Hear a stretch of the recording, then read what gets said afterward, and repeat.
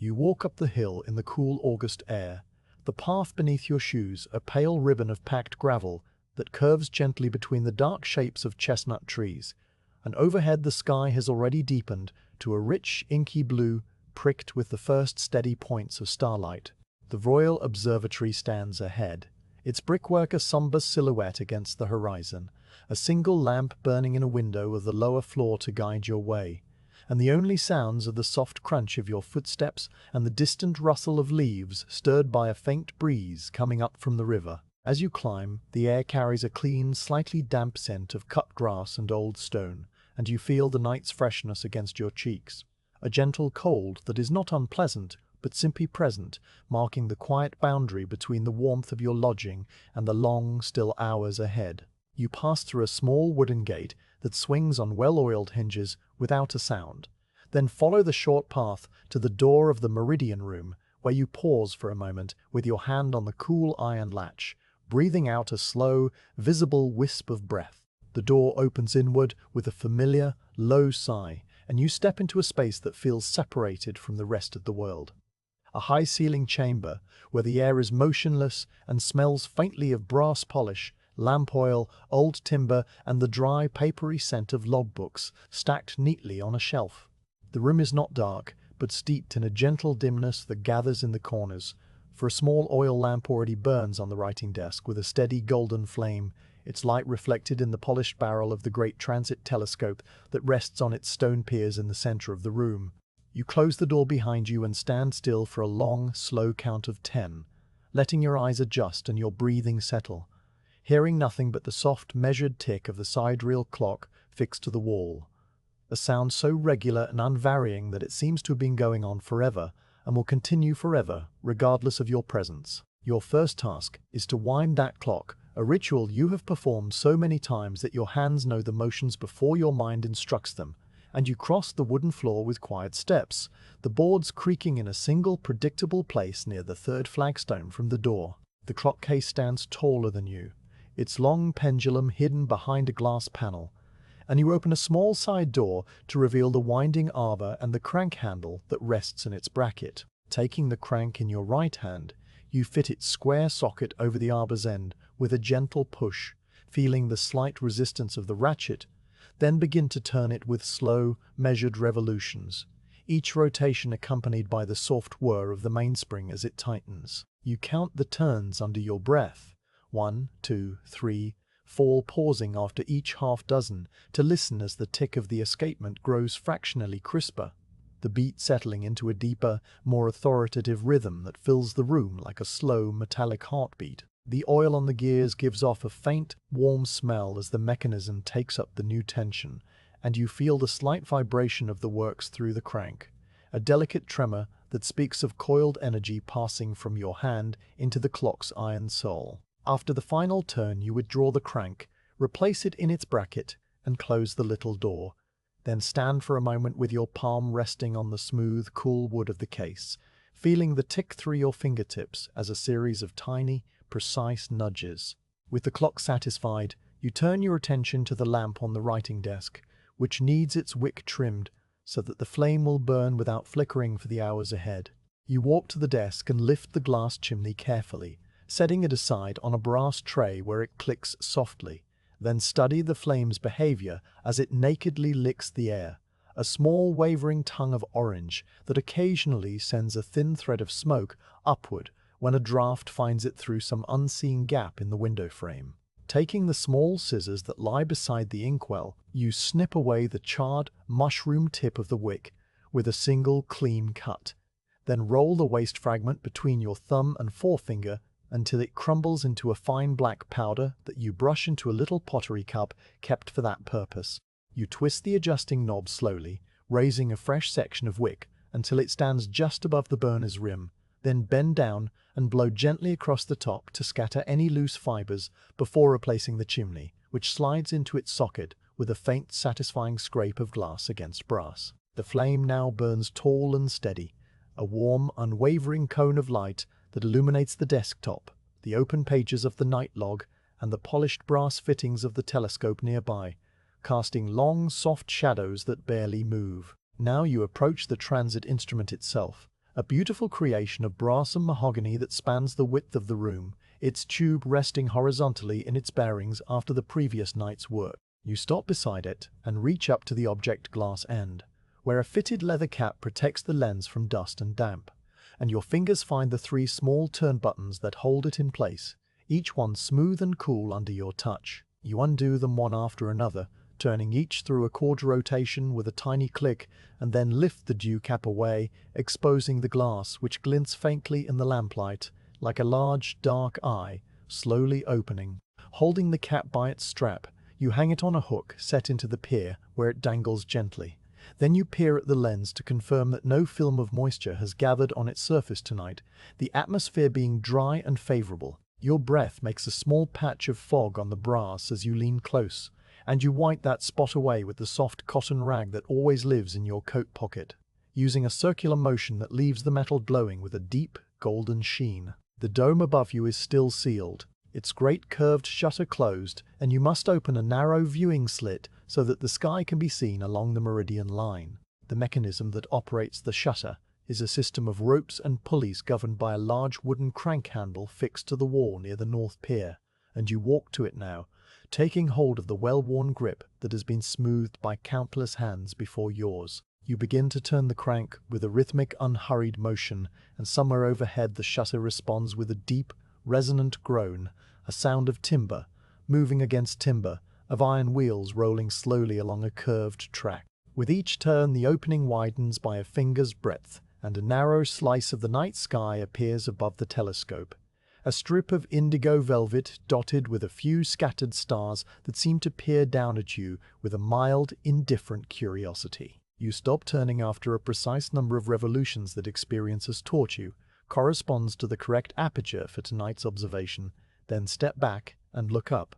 seeing the constellation Cygnus already beginning its slow climb toward the zenith, its brighter stars forming a perfect cross against the darkness. The air that enters through the slit is colder than the air inside the room, and you feel a gentle drift of it against your forehead, carrying with it the faint, distant smell of the river and the wet grass of Greenwich Park. Before you sit down to begin the true waiting, there are the environmental readings to record, a small but essential part of the nightly routine that anchors the astronomical work to the physical world. A thermometer and a barometer are mounted on a wooden board attached to the wall beside the door, their glass tubes gleaming softly in the lamplight, and you walk over to them with the logbook pen tucked behind your ear. You lean close to the thermometer, waiting until the line of mercury settles and your eye is level with its silver top, and read the temperature with care, noting the slight kink in the glass near the bulb that always makes the reading a fraction ambiguous until you tilt your head just so. The number, 52 degrees Fahrenheit, you commit to memory, then shift your gaze to the barometer beside it, a long tube of liquid whose meniscus curves upward like a delicate silver smile, and you tap the wood gently with your knuckle to free any sticking, watching the column drop a hair's breadth before settling. The pressure is recorded as 30 1/10 inches, and you think about how the night will remain clear, the stars sharp and untroubled by any gathering moisture. Turning to the desk, you pull out the straight-back chair and sit down, its legs scraping the floor with a brief, muted sound, then open the night log to a fresh page, the paper crisp and faintly yellow, with pre-printed columns for date, time, temperature, pressure, and remarks. You take up the quill, its feather a deep, iridescent black, and dip the nib into the iron gall ink, tapping it twice against the rim of the well to shed any excess before writing the date in a careful, unhurried hand, 14 August 1785. The ink goes down as a thin, glossy line that quickly dulls to a permanent, soft black, and you blow on it once, gently, before entering the thermometer and barometer numbers in their proper places, each digit formed with the same slow, round shaping that the Astronomer Royal requires. The quill is returned to its holder with a soft click, and you lean back in the chair, letting your eyes travel around the room, taking in the familiar shapes of the instruments, the high wooden ceiling with its heavy beams, the small collection of reference books on the shelf, their spines cracked and faded. The clock continues to beat its endless, reassuring rhythm, a sound that has already begun to lull your mind into a state of quiet alertness, neither sleep nor full wakefulness, but something between, a patient hovering that sits comfortably in the chest. You notice that the flame in the lamp has drawn up a tiny dark smudge on the inside of the chimney,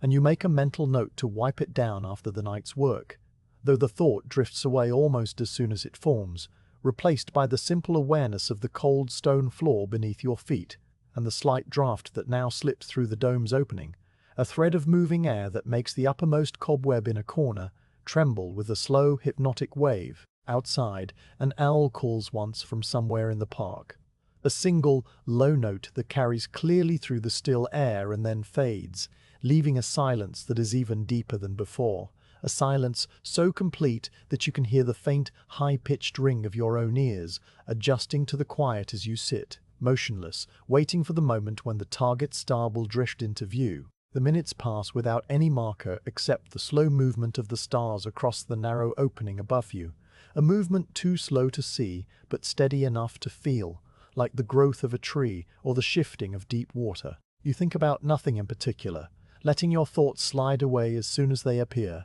and you focus instead on the simple, tangible details around you, the weight of your coat on your shoulders, the rough grain of the desktop under your folded hands, the way the lamplight catches a tiny scratch on the brass eyepiece of the telescope and turns it into a line of gold. Periodically you rise and walk to the telescope, bending to look through the finder scope without disturbing the main instrument, checking that the field of view is still empty, that no wisp of cloud has crept across the sky unseen, and each time you return to your chair with the same slow, deliberate tread, the same absence of urgency. The clock does not care how quickly you move, the stars do not care, and the night stretches ahead of you as a calm, open expanse of time that will be filled with nothing more than patient attention and the soft, rhythmic procedures of astronomical observation, a quiet duty that you accept as naturally as the turning of the earth beneath the silent, eternal dome. The great telescope rests on its two stone piers, each one a solid block of Portland stone quarried far away and hauled here years ago, their surfaces cool and faintly rough, bearing the weight of brass and mahogany with a perfect, immovable stillness that has not shifted since the day they were set in place. You walk slowly around the instrument, your footsteps quiet on the flagstone floor, and you let your eyes travel over the long brass tube that points toward the north pier, over the trunnion axis that allows it to swing in the meridian plane, and over the delicate spirit level mounted across the pivots, its glass vial catching the lamplight in a thin, bright line. The air inside the dome is unchanged, still carrying the faint smell of oil and old wood, and the clock continues its steady beat behind you, a sound so constant that you no longer hear it as separate ticks, but as a single flowing current of time that fills the silence without disturbing it. You stop near the north end of the axis and lean close to the spirit level, bringing your eye down to the same height as the glass tube and study the position of the bubble inside, a little silver lozenge of air that should rest exactly between two fine scratches on the glass when the axis is true and horizontal. It is not quite there tonight. It has drifted, as it sometimes does, by no more than the thickness of a hair, a tiny displacement that would mean nothing in ordinary life, but here, in this room, must be corrected before any star can be observed. You reach for the adjusting screw that controls the north pivot's height, a brass thumb screw set into the pier cap, its edges milled for a good grip and worn smooth by years of turning. Placing your thumb and forefinger on it, you apply the smallest possible pressure, turning it a quarter of a full rotation in the direction you have learned from long practice, raises the pivot, then you pause and withdraw your hand, letting everything settle. The metal parts give a faint, low creak as the tension distributes itself through the axis, and then you lean down again to the level, watching the bubble with the same patient attention a gardener might give to a single unfurling leaf. It has moved, but not enough, so you return your hand to the screw and this time turn it only an eighth of a rotation, a motion so slight that your fingers barely seem to move, the brass turning against the brass threads with a smooth, oily resistance. Again you pause and again you check, and now the bubble drifts slowly to the center and stops there, its two ends aligned perfectly with the two engraved marks, dividing the glass exactly in half. You breathe out a long, quiet breath that you had not realized you were holding, and then you straighten up, feeling a small, deep satisfaction that is not excitement, but something closer to the gentle pleasure of a well-sharpened pencil or a cleanly folded sheet of paper. The next step is to prepare the eyepiece, the small brass cylinder that holds the micrometer and the set of fine vertical wires against which the star will be timed. It lies at the moment on the desk on a felt pad, its lenses capped and its micrometer drum still showing the reading from the previous night, a number you will need to change later. You take it up in both hands, feeling the familiar balance of it, the slight coolness of the brass warming quickly to your palms, and then you walk back to the telescope and slide the eyepiece carefully into the draw tube at the eye end, turning it gently until the locating pin drops into its notch with a soft, definite click. The fit is precise, made by the instrument maker so that no wobble can ever occur, and once seated, it becomes a part of the greater whole. Its small optical train aligned with the large object glass at the far end of the tube, waiting now only to be cleaned and tested. You pull a length of soft chamois leather from your coat pocket, a piece that you keep folded and protected from dust in a small linen bag, and you first breathe lightly onto the field lens of the eyepiece, misting the glass with a thin, even fog that vanishes almost as quickly as it appears. Then, you wipe it with the chamois using a slow circular motion that starts at the center and spirals outward to the edge. The glass clears to a deep, transparent darkness, showing you a tiny reflection of your own eye for a moment before you lower the eyepiece, satisfied that no speck of lint or film of oil remains to scatter the starlight later on. With the instrument roughly level and the eyepiece ready, you now must confirm the collimation, the exact alignment of the optical axis with the meridian, by testing the vertical wires against a distant reference point, a routine that requires a second person. The Astronomer Royal has arranged for a reliable man, a groundsman from the park, who often assists with such small tasks, to stand at the far end of the avenue with a shielded lantern, and you know that he will be waiting at the appointed spot because this has been the arrangement every clear night for the past fortnight. You walk to the small side door that opens directly onto the grass outside, opening it just wide enough to lean out, and you call into the darkness with a voice that is not loud but pitched to carry in the quiet air a single word: ready. Somewhere down the hill, a dim, hooded light appears, a warm orange spark that moves slightly as the man adjusts the lantern's shutter, and you nod to yourself before returning to the telescope, closing the door and feeling the seal of the night ray form around the room. Now you lean into the eyepiece, resting your brow gently against the brass ring that surrounds it, and you look through the tube at the distant lantern, which appears as a small, blurred circle of light, until you adjust the focus by turning the knurled ring on the draw tube, the image sharpening gradually until the circle becomes a clean, hard point, a tiny artificial star. Against this bright point you can see the 7 vertical wires of the micrometer, fine black lines that stand out with perfect clarity, and you watch them for a long moment without moving, letting your eye relax and your breathing slow, observing how the lines hold steady, with no flicker or vibration. Then you call out again, this time softly, almost to yourself, but loud enough that the man outside can hear, and the lantern blinks off, then on, then off again. A steady sequence of occultations that you follow by watching the point of light as it passes behind the first wire, the second, the third, each wire in turn. The intervals are consistent, the star image crossing exactly as it should, and you note how the light reappears on the other side of each wire with a clean, sudden brightness, proving that the wires are sharp and true, exactly perpendicular to the meridian plane, and that the focus is perfect. When the sequence finishes, you call out a quiet word of thanks, and the distant lantern extinguishes, leaving the outside world in darkness once more. You straighten up and stretch your neck slightly, the muscles making a small, soundless adjustment, and you take up the eyepiece again to set the micrometer drum to the 0 reading that corresponds to the central wire. You hold the barrel close to the lamp and turn the little thumb screw that rotates the micrometer head, watching the numbers engraved on the silvered dial move past the index mark. A slow progression of tenths and hundredths of a revolution until the drum stands at exactly 0 and the central wire, the one that marks the meridian itself, is positioned precisely in the middle of the field. This done, you reinsert the eyepiece and give the locking collar a final, gentle twist to be certain it will not shift during the hours of observation. Then you stand back and survey the telescope from a little distance, taking in its long, elegant shape. The way the lamplight traces a golden line along the top of the tube. The way the counterweights hang motionless beneath the axis, each one a polished brass cylinder that balances the weight of the object glass end, with mathematical exactness, beneath the axis. Each one a polished brass cylinder that back gasping. The whole instrument now seems ready, composed as if it is waiting with you, sharing the quiet anticipation of the night's work. Before you finally sit down, you make one more small check, this time of the declination circle, a fine brass disc set on the axis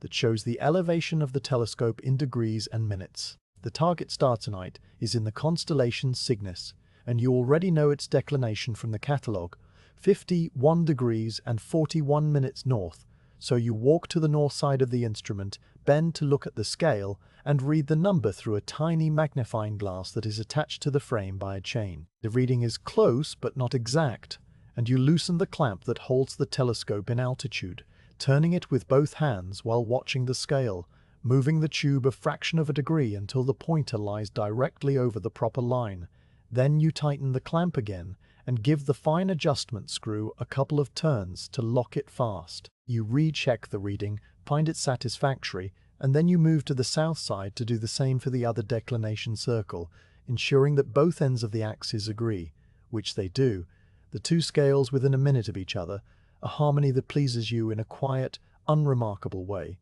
Now you settle the little details of the workspace. The chair is drawn closer to the telescope, its legs scrape gently over the flagstones, and you place the micrometer's reading lamp on its adjustable stand.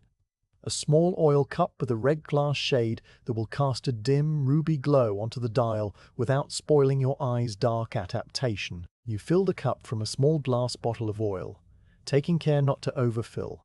and you light its wick with a spill from the main lamp, the red glow spreading softly across the brass barrel of the micrometer and the pale wood of the desk. You adjust the height of the stand so that the light falls exactly where your fingers will need to read the numbers during the transit, and you test this by sitting on the stool and placing your hand where it will later rest on the drum, seeing the way the light pools around your knuckles and leaves the rest of the room in a gentle, supportive darkness. The ideal clock is given one more glance, its hands showing a time that is still an hour from the predicted transit, so there is nothing to do now but wait, a condition you have grown to accept and even to find a kind of peace within. You sit on the wooden stool beside the telescope, your back resting against the edge of the writing desk, and you fold your hands in your lap, feeling the rough wool of your coat under your palms and the cool air that now circulates slowly through the open dome shutter. A gentle current that stirs the papers on the desk, just enough to make a faint rustle every few minutes. Your gaze wanders upward to the slit of sky visible through the opening, where the stars have shifted slightly since you last looked, their positions changed in that imperceptible, steady march that marks the passage of sidereal time, and you identify the bright Vega now high in the west, its blue, white sparkle unmistakable even through the narrow aperture. The sight of it, so familiar and yet so remote, fills you with a sense of calm continuity, the knowledge that this same star has been watched from this same room for many years by many assistants, all of them sitting in this same silence, listening to the same silence, listening to the same clock, breathing the same cool air. Time stretches forward without urgency, and you let your mind drift into a state of relaxed alertness where thoughts come and go like slow clouds crossing a still sky, none of them important, all of them soon forgotten. You notice the way the lamp flame bends slightly toward the center of the room, drawn by some faint draft that your body cannot feel, and you notice the way a tiny moth has come to rest on the wall near the clock, its pale wings motionless, as if it too is waiting for something. The telescope stands ready, its brass surfaces glowing dully in the mixed light of the lamp and the red micrometer shade, and you think about the long chain of adjustments you have made tonight. The level, the focus, the collimation, the declination, each one a small, careful act that, taken together, have turned the instrument from a mere collection of metal and glass into a sensitive, alert extension of your own senses, tuned to catch the passage of a single point of light across an imaginary line in the sky. This thought does not thrill you. It simply rests in your mind like a smooth stone at the bottom of a clear stream, weighty but without disturbance, and you let it be, turning your attention instead to the gentle, regular sound of your own breathing, which has fallen into an unconscious rhythm with the clock, a slow in and out that matches the pendulum's swing, 4 beats to each cycle, a quiet duet between the living observer and the unliving machine. Afterward, when the minute follows the minute and still the target star has not appeared, you rise and stretch your arms slowly, feeling the slight stiffness in your shoulders from the earlier bending at the level,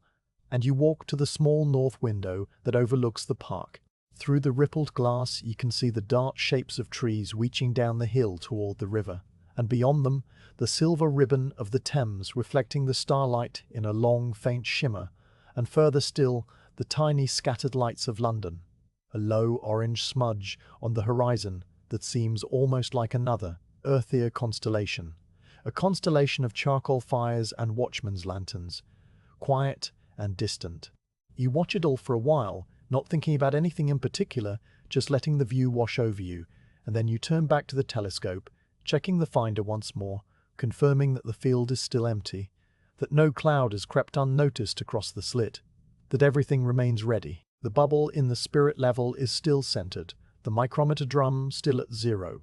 the wick of the lamp still burning cleanly, and you realize, with a faint, gentle acknowledgement, that you have done everything, that the instrument is as prepared as it can be, and that the night now belongs to the stars, which will come in their own time, at their own pace, regardless of any human waiting. Seated now at the small writing desk, with the lamp burning steadily to your left and the clock's rhythm a constant gentle presence at your back, you reach for the star catalogue that lies near the inkwell, a volume bound in heavy marbled paper whose swirls of blue and ochre have been worn smooth along the edges by many previous hands. The book is heavy, the kind of weight that speaks of thick rag paper and stout binding threads, and you open it not at the beginning, but near the middle, where a faded ribbon bookmark rests, letting the pages fall open to the section devoted to the constellation Cygnus. The paper has a faint, sweet smell of old size and dry ink, and the print is small but perfectly regular. Columns of figures marched across each page with the rigor of a well-drilled regiment. Right ascension in hours, minutes, and seconds. Declination in degrees, minutes, and seconds. The magnitude of each star expressed as a single, neat digit. The catalogue number assigned by the Astronomer Royal himself in his earlier years. You run the tip of your forefinger slowly down the column of right ascensions, the skin catching just lightly on the grain of the paper, and you pause when you reach the entry that matches tonight's program. A star of the 6th magnitude. Not brilliant, but steady, whose right ascension is 21 hours, 43 minutes, and 12 seconds, and whose declination is 51 degrees and 41 minutes north. The numbers are so familiar to you now that you almost do not need to read them, yet you mouth them silently, letting the syllables form without sound, a quiet confirmation that transforms the printed figures into a real point of light turning slowly through the dark outside. Beside the catalogue, held flat by a smooth river stone that serves as a paperweight, lie the handwritten notes of the Astronomer Royal, a sheaf of pages covered in a script that is precise but small.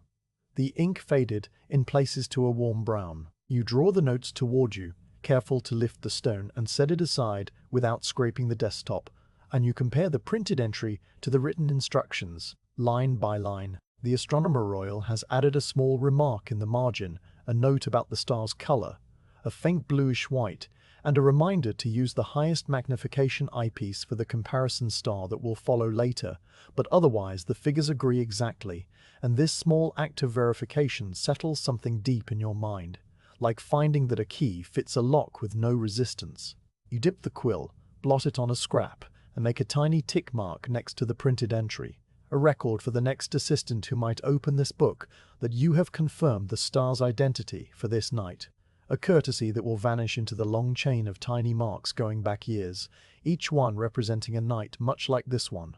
quiet and methodical and fading now into the collective memory of the observatory. With the target star fixed in your mind, you turn your full attention to the sidereal clock, whose case stands against the wall like a tall, silent third observer. Its face a circle of porcelain marked with Roman numerals and 2 blued, steel hands that move with the slowness of clouds. You rise and walk the few steps to it, the boards underfoot creaking in that same predictable place, and you stand before the glass panel through which the pendulum can be seen swinging in a long, hypnotic arc, its brass bob catching a sliver of lamplight at the bottom of each descent. The escapement clicks in a rapid, even sequence, tick-tock, and you open your ears to that sound, letting it fill your hearing until the individual beats begin to blend into a continuous flow of time, like the trickle of a distant stream, and you count them without moving your lips, keeping a tally in your head for a full minute by the clock's own subsidiary seconds dial, which hangs in a small aperture above the main face. The seconds hand jumps forward in tiny, precise steps, and you watch it circle once, twice, while the pendulum swings with a steadiness that seems beyond any human capacity for precision,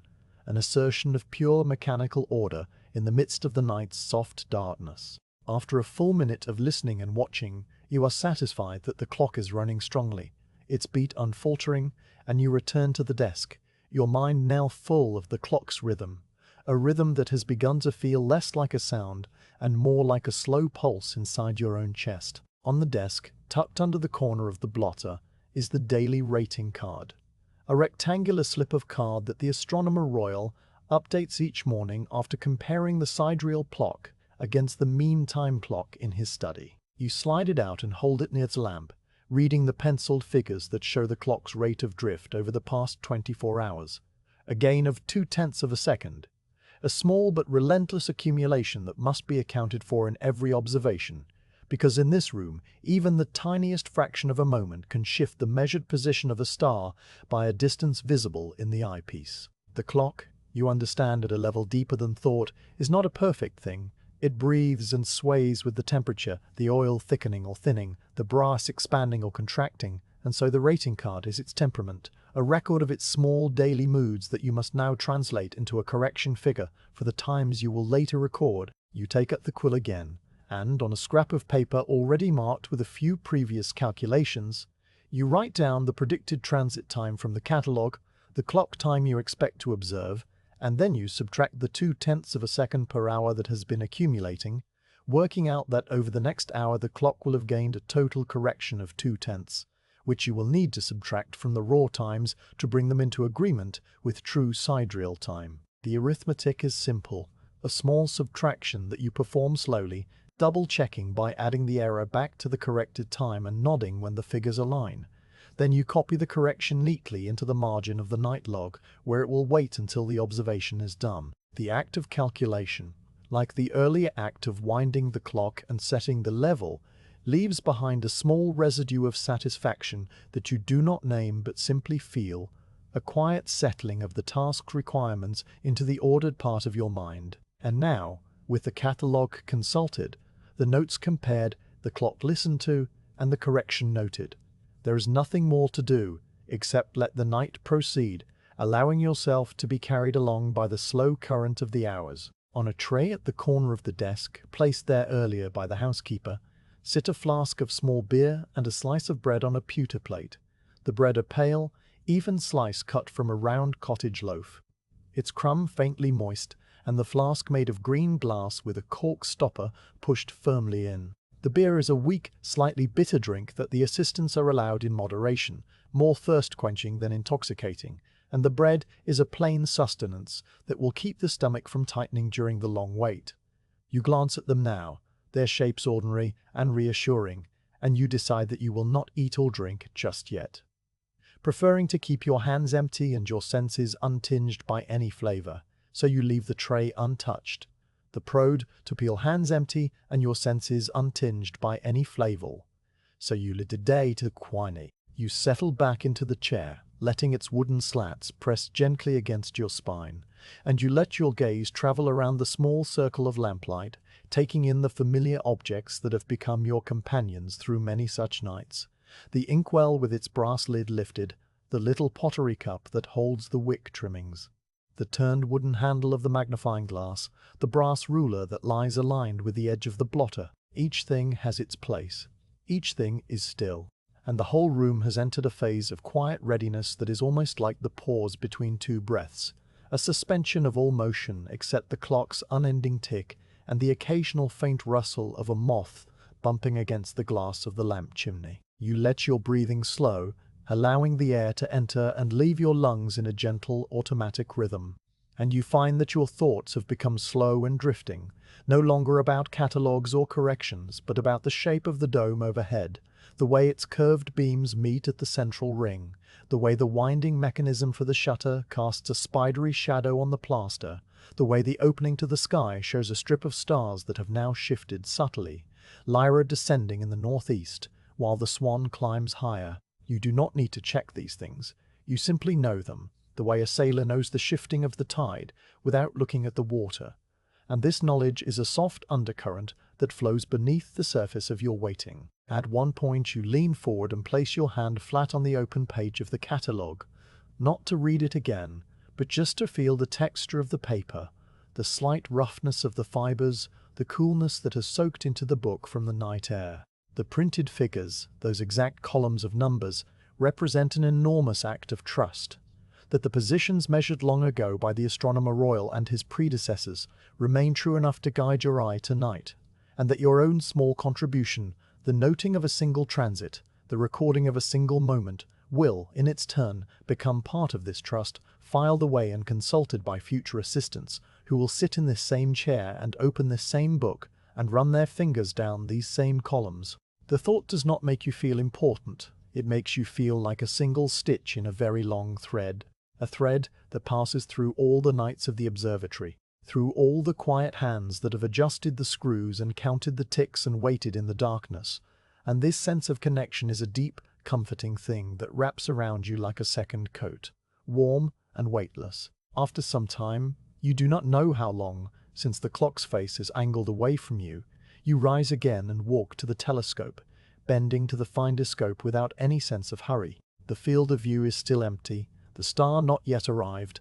and you straighten up and let your hand rest on the cool brass of the tube, feeling the faint vibration of the building's own settling, a tremor so small that it might be nothing more than your own pulse transmitted through your palm. The lamp on the micrometer stand glows its steady red, the oil in the cup burning without a flicker, and the sidereal clock continues its measured beat, the sound now so deeply woven into the fabric of the room that it seems to belong not to a machine, but to the night itself, as natural as the sound of the wind in the trees or the distant murmur of the river. You stand there for a while, neither waiting nor watching, but simply present, a figure in a long coat standing beside a long brass tube under a high wooden dome in the safe, slow heart of the Royal Observatory, and the minutes pass without any mark, smooth and silent and full of a deep, unspoken peace. You take your place on the wooden stool beside the telescope, the seat worn smooth by years of use into a shallow concavity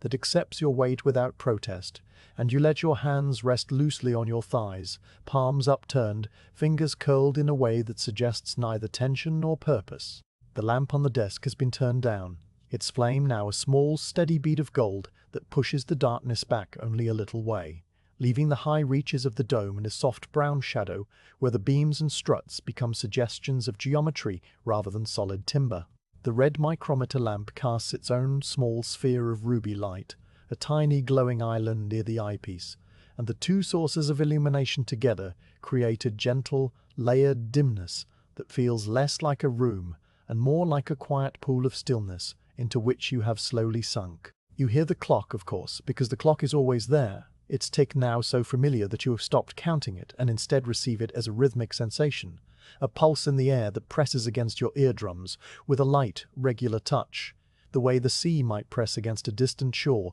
in a place where the waves are always small and never threatening. You sit without moving for a long stretch of minutes, letting the stool become an extension of your body, letting the silence become a substance rather than an absence, thick and slow and easy to breathe. Outside, somewhere in the darkness of Greenwich Park, an owl calls, a single low note that begins softly, swells for a moment, and then trails away into nothing, leaving behind a silence that seems even deeper than before, as if the sound had scooped out a little hollow in the night, and the quiet had rushed in to fill it. You listen to the after-echo of that call, the way it hangs in your memory for a second or two after the actual vibration has ceased, and then you let it go, turning your attention instead to the small, close sounds inside the room. The faint hiss of the lamp, wick as it consumes the oil, the almost inaudible creak of a beam overhead, contracting in the cold, the soft rustle of a moth's wing brushing against the glass chimney. Each of these is a tiny event, so slight that you might miss it if your mind wandered. But your mind is not wandering now. It is simply resting, receiving these impressions the way a still pond receives the falling of minute specks of dust, without disturbance and without commentary. You become aware of the cold, not as a shock but as a slow creeping presence that has been working its way through the flagstones for the past hour, and now begins to make itself known to the soles of your shoes. A chill that travels upward through the leather, through the wool of your stockings, and into the bones of your feet with a patient, geological persistence. The flagstones themselves are large, squares of grey limestone that were laid when the observatory was built, and they hold the cold as a stone bed holds the memory of a river, releasing it slowly through the night in a steady, invisible current that drifts upward and settles around your ankles. You shift your feet slightly, crossing them at the ankle, then uncrossing them, and the slight movement generates a tiny warmth that lasts for no more than a few breaths before the cold reclaims its territory. You do not mind the cold, really. It is part of the night's texture, a constant that you have learned to accept just as you accept the darkness and the silence. And it keeps you from becoming too comfortable, too drowsy, too disengaged from the task that waits ahead. Without any conscious decision, your mind begins to rehearse the steps of the coming observation, not with urgency, but with a slow, dreamlike repetition, the way a musician might run through the fingering of a familiar piece while staring out a window. You picture the star entering the field of view, a tiny point of light that will appear first at the edge of the eyepiece and drift slowly, so slowly, toward the first of the 7 vertical wires. You see yourself leaning forward, your eye pressing gently against the brass collar, your right hand reaching for the micrometer drum, while your left hand hovers over the chronograph key. The star will cross wire 1, and you will mark the time, a soft click of the key under your thumb, then wire 2, another click, then wire 3, and so on, all the way to the 7th wire, each click separated by a span of seconds that you can almost count without the clock's help, a span you know from the catalogue, from the rate of the Earth's turning, from the immutable mathematics of the celestial sphere.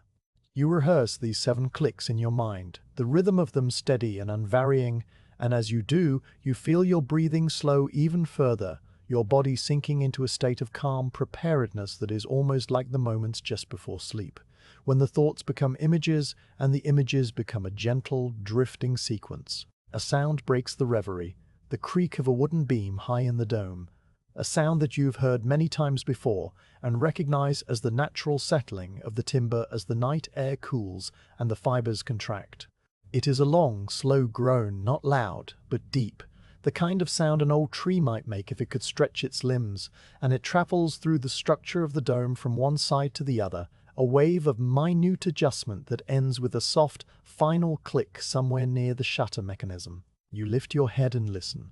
letting the echo fade, and then you look up through the opening at the strip of sky, which has now shifted its pattern of stars by a visible amount since you last paid attention. The bright blue-white of Vega has moved noticeably westward, dragging its small constellation with it, and the Cross of Cygnus is now almost directly overhead, its long neck stretching down toward the horizon, while its wings spread wide across the meridian. The target star is not yet among these visible points, being too faint to see with the unaided eye, but you know that it is approaching, that it is somewhere just below the naked eye threshold, a hidden traveler moving at the precise rate of 15 degrees per hour,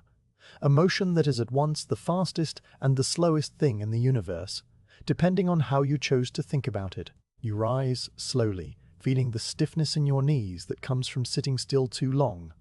and you walk the 3 paces to the telescope, placing your eye against the finder scope without disturbing the main instrument. The finder shows a wider field of view, a little circle of sky that contains a scatter of stars, none of them the target, and you let your eye roam across that circle for a while, not searching, just looking, noting the way each star is a perfect, steady point of light, untroubled by any twinkle or shimmer, which tells you that the atmosphere is unusually calm tonight, the layers of air lying flat and still like sheets of immaculate glass. This is a good sign, a small blessing for the observation, and you tuck it away in your mind without comment, a quiet satisfaction that has no need to announce itself. Then you straighten up and return to the stool, your footsteps making no more than a soft scuff on the stones, and you settle yourself again in the same position, your hands on your thighs, your eyes half closed, your breathing deep and even. The minutes accumulate, each one a small, identical container of time that passes without any marker except the slow movement of the clock's hands,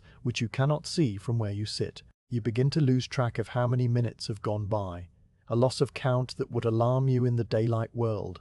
but here, in the observatory dome, feels natural, even desirable, a sign that you have fully entered the flow of the night and are no longer fighting against it. You think about the distant river, the Thames winding its way through the dark landscape below, its surface reflecting the starlight in a long, broken shimmer that no one is watching except perhaps a lonely bargeman who has no reason to look up at the hill where you sit. You think about the sheep that graze in the park, now huddled together under the chestnut trees, their woolly bodies pressed close for warmth, their breath making small puffs of vapor in the cold air. You think about the village of Greenwich, its houses dark and silent, its streets empty, its chimneys sending up thin threads of smoke that vanish into the overarching darkness. All of these thoughts are soft and unfocused, drifting through your mind like milkweed seeds on a still summer afternoon, and you make no effort to hold on to any of them, letting each one float away as the next one arrives. The stool beneath you has grown warm where your body touches it, a small personal island of heat in the general coolness of the room,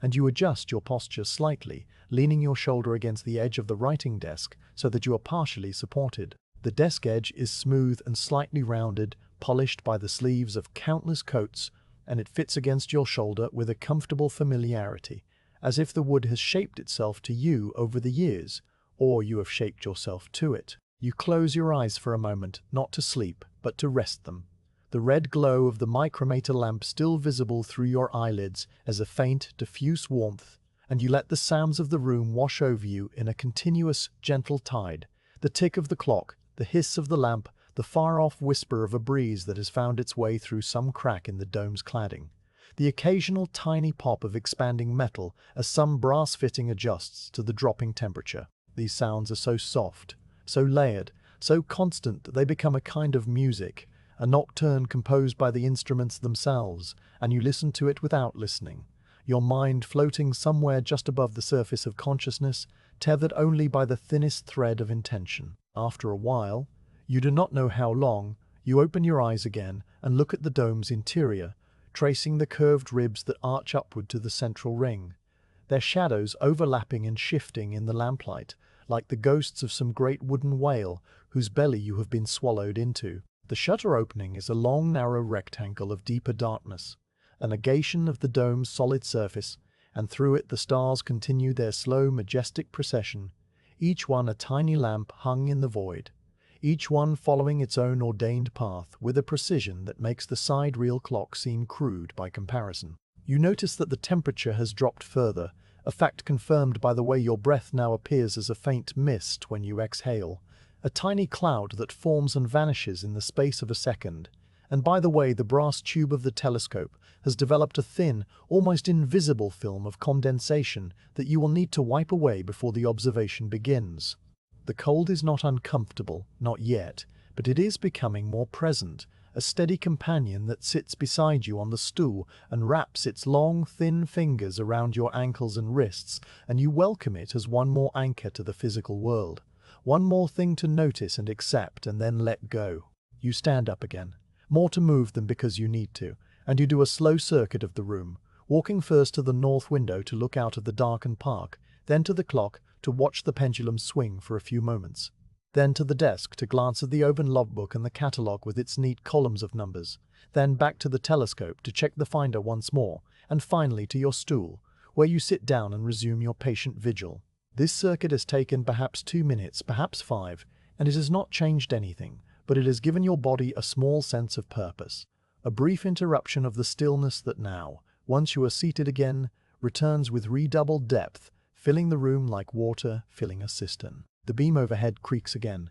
the same sound, the same slow groan, and you think that perhaps an hour has passed since you first sat down, or perhaps less, or perhaps more. It does not matter, because the star will come when it comes, and you will be ready, and until then the night is a wide calm ocean across which you drift without sail or oar, carried only by the slow rotation of the earth, and the gentle, relentless pull of the celestial clockwork. Your eyelids grow heavy, not with sleep, but with a kind of peaceful torpor, a relaxed alertness that rests just behind your eyes and makes every movement seem slow and deliberate,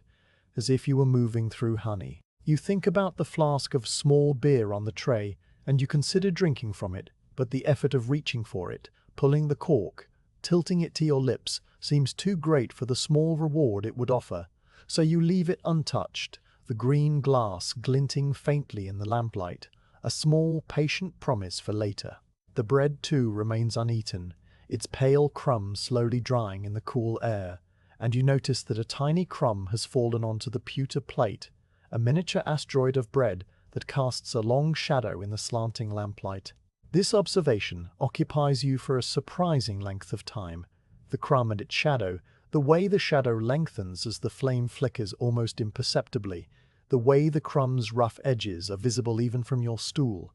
and you realize that your mind has become so quiet, so empty of its usual chatter, that even the smallest things have become large and absorbing, each one a world in itself. This, you think, is the true gift of the long wait. Not the completion of the task, but the arrival at a state of mind where waiting ceases to be waiting and becomes simply being, a presence in the room that requires nothing and expects nothing and is content to share the darkness with the brass and the wood and the steady, eternal ticking of the clock. The change happens without announcement, a tiny shift at the very edge of your vision that is not quite a thought and not quite a sight, but something in between. A faint disturbance in the darkness of the eyepiece field that draws your attention the way a single ripple on still water draws the eye of someone who has been staring at the surface for a long, slow hour. You lean forward, the movement so gradual that your spine does not protest, and you bring your brow once more against the cool brass ring of the eyepiece, settling into the familiar position with the ease of long practice, your left hand resting on the micrometer drum and your right hand hovering above the chronograph key, ready but not tense. The field of view is a circle of deep velvet black, crossed by the 7 fine vertical wires that stand out like threads of spider silk caught in a window frame. And at the bottom of this circle, where a moment ago there was nothing, there is now a point of light so small and so steady that it might have been there forever. A single white spark that glows without twinkling, a 6th magnitude star that has arrived exactly on schedule after an invisible meridian. You do not speak, you do not even blink at first. You simply watch as the point drifts upward with a motion so slow that you cannot see it moving, a slowness that belongs to the realm of growing grass and shifting continents. Yet you know it is moving because the gap between the star and the first wire is shrinking, closing at the rate of 15 degrees per hour, reduced to a microscopic crawl by the telescope's magnifying power. And this knowledge is enough to hold you in a state of pure, wordless attention. Your right thumb finds the chronograph key, a smooth brass button set into a mahogany base that sits on the desk at a height perfectly matched to your seated posture, and you let the pad of your thumb rest there with no pressure at all, just the lightest contact, a touch so gentle that the mechanism does not yet know you are there. The sidereal clock continues its rhythm in your left ear, the seconds falling one after another with a regularity that feels almost personal now, as if the clock were a companion keeping count for you, and you begin to murmur the seconds under your breath, a barely audible whisper that shapes the numbers without giving them voice. 10, 11, 12, the syllables forming and dissolving in the quiet air. The star has now drifted close enough to the first wire that the gap between them is no more than a hair's width, a sliver of darkness that narrows with each passing second, and you adjust your eye slightly, settling the image into the center of your retina, where the vision is sharpest. Your breathing paused for a moment as the star and the wire come together in a single, silent kiss. Then the star touches the first wire, the point of light bisected by the dark vertical line with a precision that makes your heart slow rather than quicken, because this is the moment you have been waiting for, the moment that all the winding and leveling and collimating have led to, and it arrives not with a fanfare, but with the quiet, inevitable grace of a door closing on a well-balanced hinge. Your thumb presses the chronograph key, a single smooth depression that travels through the mechanism and records the time on the paper strip with a faint, distinct click. A sound that is at once insignificant and monumental. A tiny punctuation mark in the long sentence of the night. You speak the time aloud now, your voice soft and low, saying the hours, the minutes and the seconds as you read them from the sidereal clock's face by the dim red glow of the micrometer lamp, and then your attention returns to the eyepiece, where the star has already moved past the first wire and is drifting toward the second, its journey uninterrupted, its brightness unchanged. A patient traveler that knows nothing of wires or clocks or assistants sitting in domes on a hill above a sleeping river. The interval between the first and second wires is something you have measured many times, a span of roughly 43 seconds for a star at this declination. A number that you do not need to look up because your body knows it, your breath knows it, your pulse knows it, and you settle into that rhythm now, letting the seconds flow through you like water through a sluice, counting them without counting, waiting for the star to reach the next wire with the same calm, attentive stillness that a heron brings to its patient watch over a dark park. The star is a perfect, steady jewel, its light traveling across the field with the relentless, unhurried motion of the whole turning Earth, and you think for a fleeting moment about the immensity of the journey that light has made, crossing the vast cold emptiness from some distant sun to arrive at this exact spot, this exact eyepiece, this exact retina,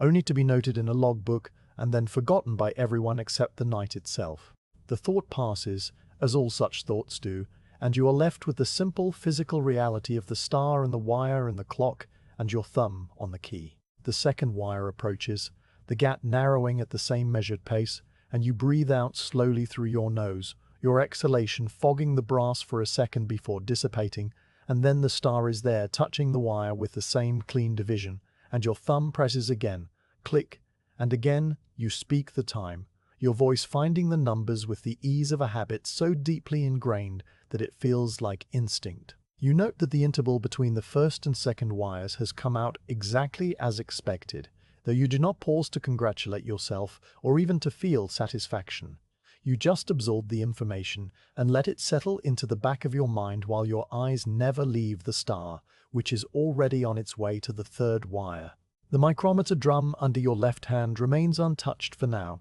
its numbers glowing faintly in the red light, and you know that after the transit is complete, you will use it to measure the exact distance between the wires. A calibration that will be applied to the times, but that is for later, that is for the quiet hour after the observation, when the star has gone and the logbook waits, and right now there is only the present, only the star and the wire and the clock.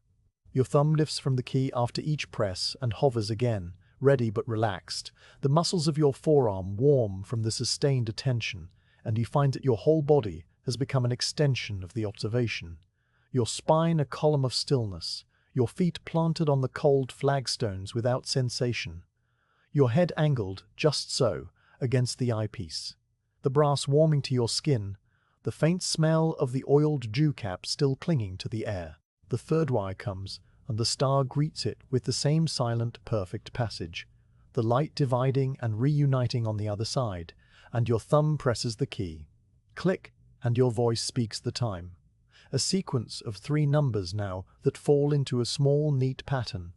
The intervals identical, the rhythm unbroken. A tiny part of your mind, the part that never quite stops being the assistant, notes that the atmosphere remains steady, that the star's image has not swelled or flickered even once, that the collimation must have been true because the star is passing exactly down the center of the field, equidistant from the top and bottom of each wire, and this quiet confirmation of your earlier work weaves itself into the fabric of your concentration as a faint, golden thread. The fourth wire is the central wire, the one that marks the meridian itself, the mathematical line that divides east from west in the observatory's rigid geometry, and as the star drifts toward it you feel a subtle shift in your attention, a slight deepening of the focus, though you make no outward movement and your breathing remains unchanged. This is the wire that matters most, the wire whose time will be averaged with the others to yield the true moment of transit, and you watch it approach with a sense of gravity that is not solemnity, but simply care,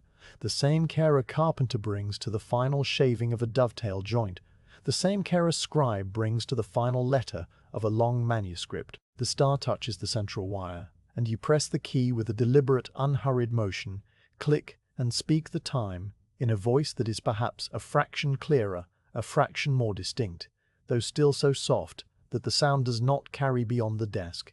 And then the star has passed the meridian, the exact moment recorded, the observation half complete, but already a success. The fifth wire follows, and the sixth, each crossing marked by the same quiet ritual, the same soft click, the same murmured numbers, and you notice that your eyelids are growing heavy, not with fatigue, but with the mesmerizing effect of the slow, repeated motion, the way the star drifts and pauses, though it never truly pauses, the illusion of pause created by the wire's interruption. A trick of perception that you understand perfectly well, but still feel as a gentle hypnotic rhythm. Between the sixth and seventh wires, the interval seems to stretch, to lengthen, though you know it is exactly the same as all the others, and you fill that stretching with the steady in and out of your breath, matching the seconds, counting them without numbers, letting the clock's tick carry you along until the seventh wire is there, the final barrier, the last of the 7 sentinels standing guard across the field. The star touches it, your thumb presses click, and you speak the final time, your voice trailing off into the silence that now returns to the dome. A silence that is deeper than before because the observation has been completed. The moment has been captured, and the star is drifting away, still visible in the eyepiece, but already receding into the part of the sky that belongs to the past, to the memory of the transit, to the logbook and the ink and the slow, careful arithmetic that will follow. You do not lift your head immediately. You remain in the eyepiece for a few more seconds, watching the star as it travels upward. A tiny white dot that is now nothing more than one star among many, its special purpose fulfilled.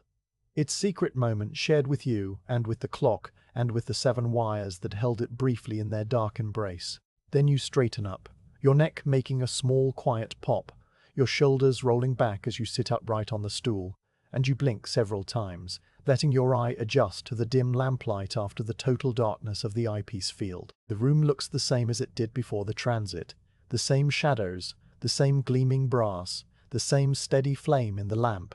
and yet something has changed, a subtle alteration in the atmosphere that you cannot name, a sense of completion that hangs in the air like the scent of rain after a long dry spell, though there is no rain, only the cold August night and the clock's unceasing tick, and the red glow of the micrometer lamp that still burns beside your left hand. You reach for a small scrap of paper, the same one on which you earlier wrote the correction, and with the stub of a pencil that lies on the desk, you jot down the 7 times, the numbers spilling out in your cramped, neat hand, one below the other, a column of seconds and minutes that represents the entire transit. The pencil makes a soft, scratching sound, a sound you have always liked for its honesty, its simplicity, and when you have written all 7, you lean back and read them over, comparing them to the expected intervals, noting that they are all within a tenth of a second of one another, a consistency that speaks well of the instrument and the observer and the night. The star has been noted, the transit has been recorded,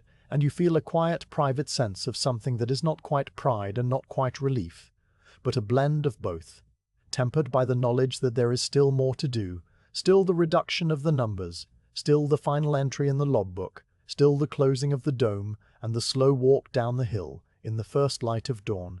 But all of that lies ahead, and right now, in this moment, you allow yourself simply to sit, to breathe, to slap the schwen, the tap to the cup, After the 7th click of the chronograph key has faded into the quiet air of the dome, you remain seated on the wooden stool for a slow count of perhaps 30 seconds, letting the stillness return to the room in gentle, overlapping layers, the way silt settles in a glass of water after it has been briefly stirred. Your eye still carries the ghost of the star's image, a faint, pale after-impression that floats across your vision when you blink, the retina having been so intently fixed on that single point of light that it now projects its own small phantom onto the dim walls and the brass barrel of the telescope, a tiny companion that will gradually fade as your eye recovers its equilibrium. You lift your head away from the eyepiece slowly, your neck muscles easing out of the sustained position they have held for the duration of the transit, and you straighten your spine vertebra by vertebra, feeling each small adjustment as a quiet release, a return to a more ordinary posture after the intent, motionless concentration of the observation. The room around you is exactly as you left it, the lamp still burning with its steady golden flame, the red micrometer light still pooling on the brass drum, the clock still beating its endless, reassuring measure, and yet the space feels subtly altered, as if the star's passage has left behind some intangible residue, a faint echo of its moment that will linger until the dome is opened again tomorrow night. You pick up the scrap of paper on which you penciled the 7 raw times, holding it close to the lamp so that the numbers emerge clearly from the dimness, and you read through them once, twice, 3 times, your lips moving silently as you compare each one to its neighbors, checking the intervals that separate them. The numbers are good, consistent to within 1/10 of a second, and this small, private confirmation settles into your mind with a quiet finality. The transaction between the star and the observatory now complete in its first raw form. You place the scrap of paper carefully on the desktop, aligning it with the edge of the blotter so that it will not be lost or blown away by a draft, and then you reach for the logbook, drawing it toward you across the smooth wood, its heavy cover making a soft, sliding sound, the sound of a book that has been opened and closed 1,000 times and will be opened and closed 1,000 more. The logbook opens to the page you prepared earlier, the date and the environmental readings already entered in your careful hand, the ink now thoroughly dry so that the surface of the paper is smooth and slightly glossy where the letters were formed. You take up the quill, dip it in the ink, tap it twice against the rim, and then you begin to write the mean of the observed times,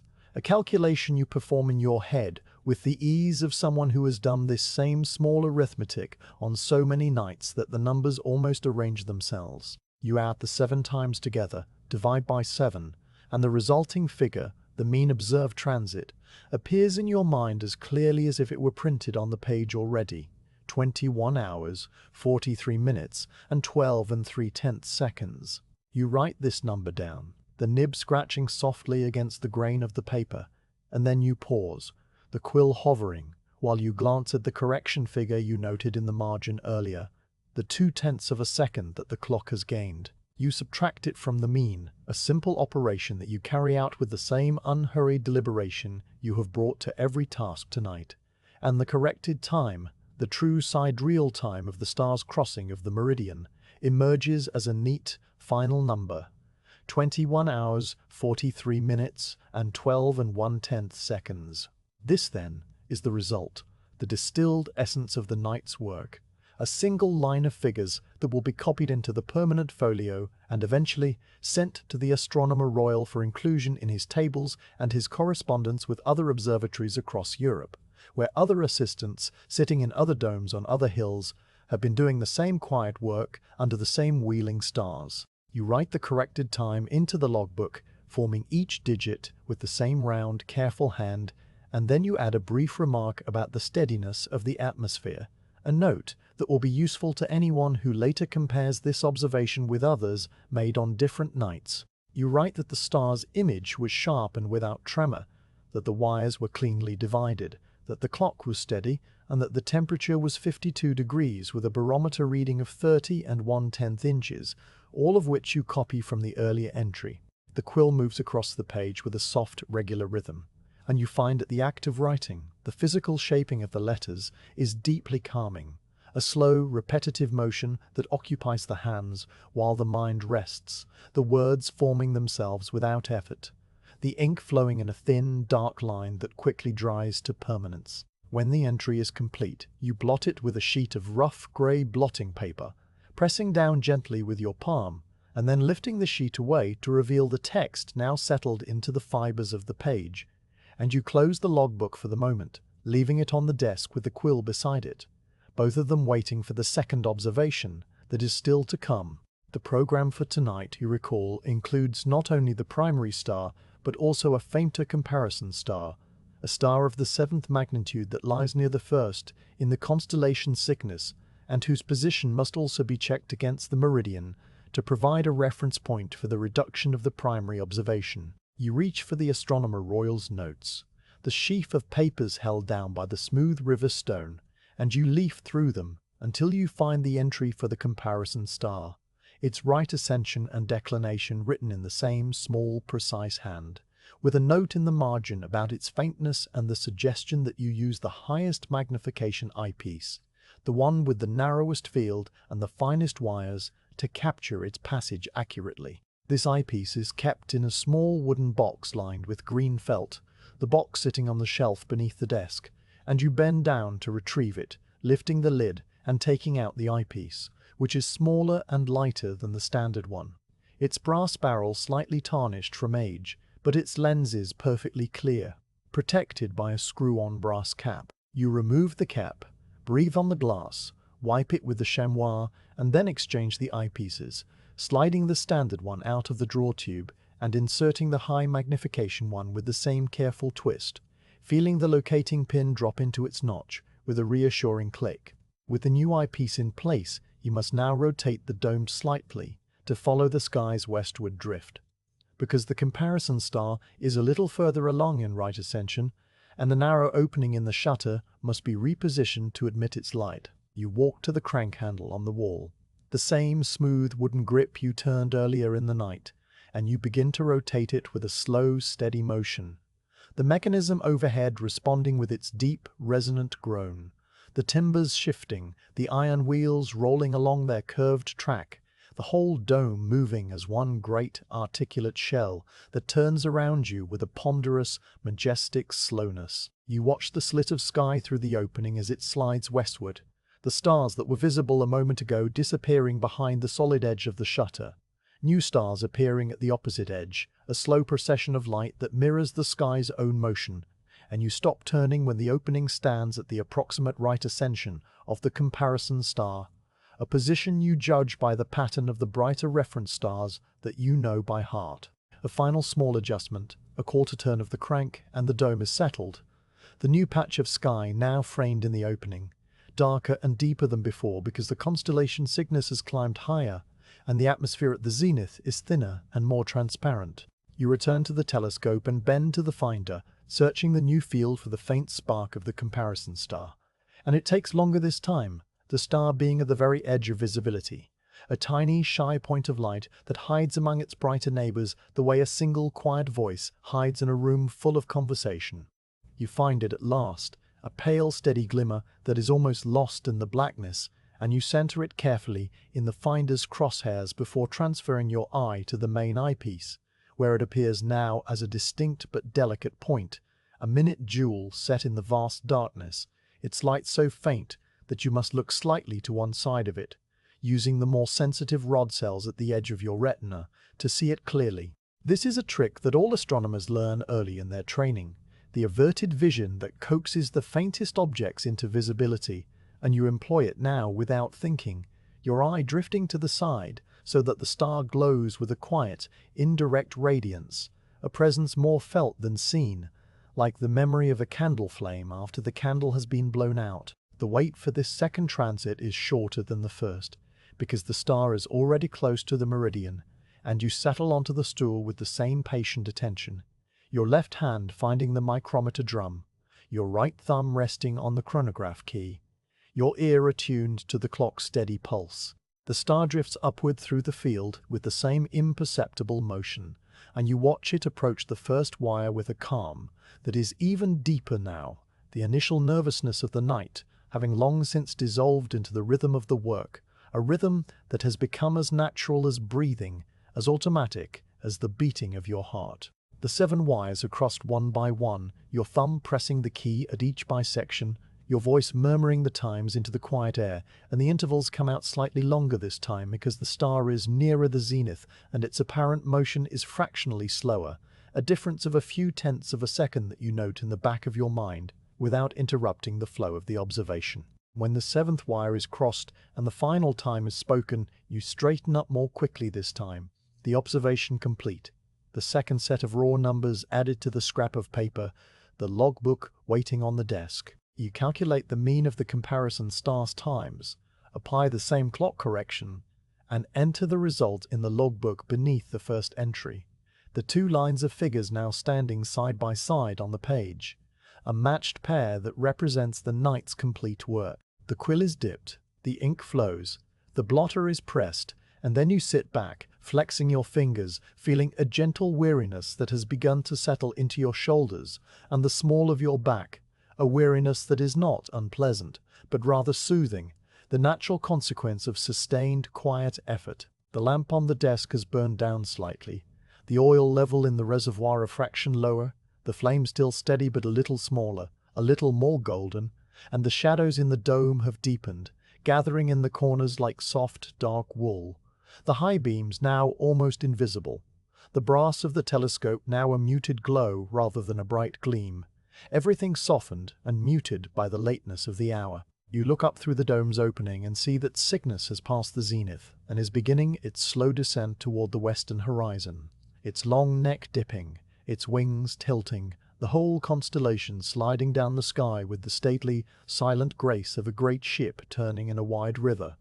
and you feel a quiet kinship with it, this familiar pattern of stars that has kept you company through the long night, its journey and yours now both approaching their appointed end. With the two transits now recorded in the logbook and the raw time safely preserved on the scrap of paper that still lies beside the inkwell, you turn your attention to a task that is smaller in its visible drama but no less essential to the final truth of the night's work, the application of corrections that will transform the observed moments into pure geometric positions, freed from the bending influence of the Earth's atmosphere. The star's light, you remind yourself without urgency, has traveled through the vast emptiness of space only to be slowed and deflected at the very last instant by the blanket of air that wraps the planet. A deflection so tiny that no eye could ever perceive it directly, but one that is large enough in the exacting arithmetic of positional astronomy to shift the apparent place of a star by several tenths of a second of arc, an error that must be removed if the observation is to join the long, unbroken chain of precise measurements that flows this first. You rise from the stool, feeling the familiar stiffness in your knees that signals the lateness of the hour, and you walk the few paces to the wooden cabinet that stands against the north wall, a tall piece of furniture with a single door and a small brass knob, its surface darkened by age and polished in patches by the touch of many hands reaching for the same handle in the same slow, methodical way. The cabinet door swings open with a faint creak of its iron hinges, revealing a set of reference tables that have been glued neatly to the inside of the door, their paper yellowed and slightly brittle at the edges but still perfectly legible, the columns of figures printed in a small, precise type that seems to have been designed for eyes accustomed to looking through narrow eyepieces at fine wires. These tables give the correction for atmospheric refraction at every degree of altitude above the horizon, calculated long ago by a mathematician in a distant university and sent to the Astronomer Royal in a letter that is probably still filed somewhere in the observatory's archives, a letter written in a thin, spidery hand that described the bending of light as a function of air density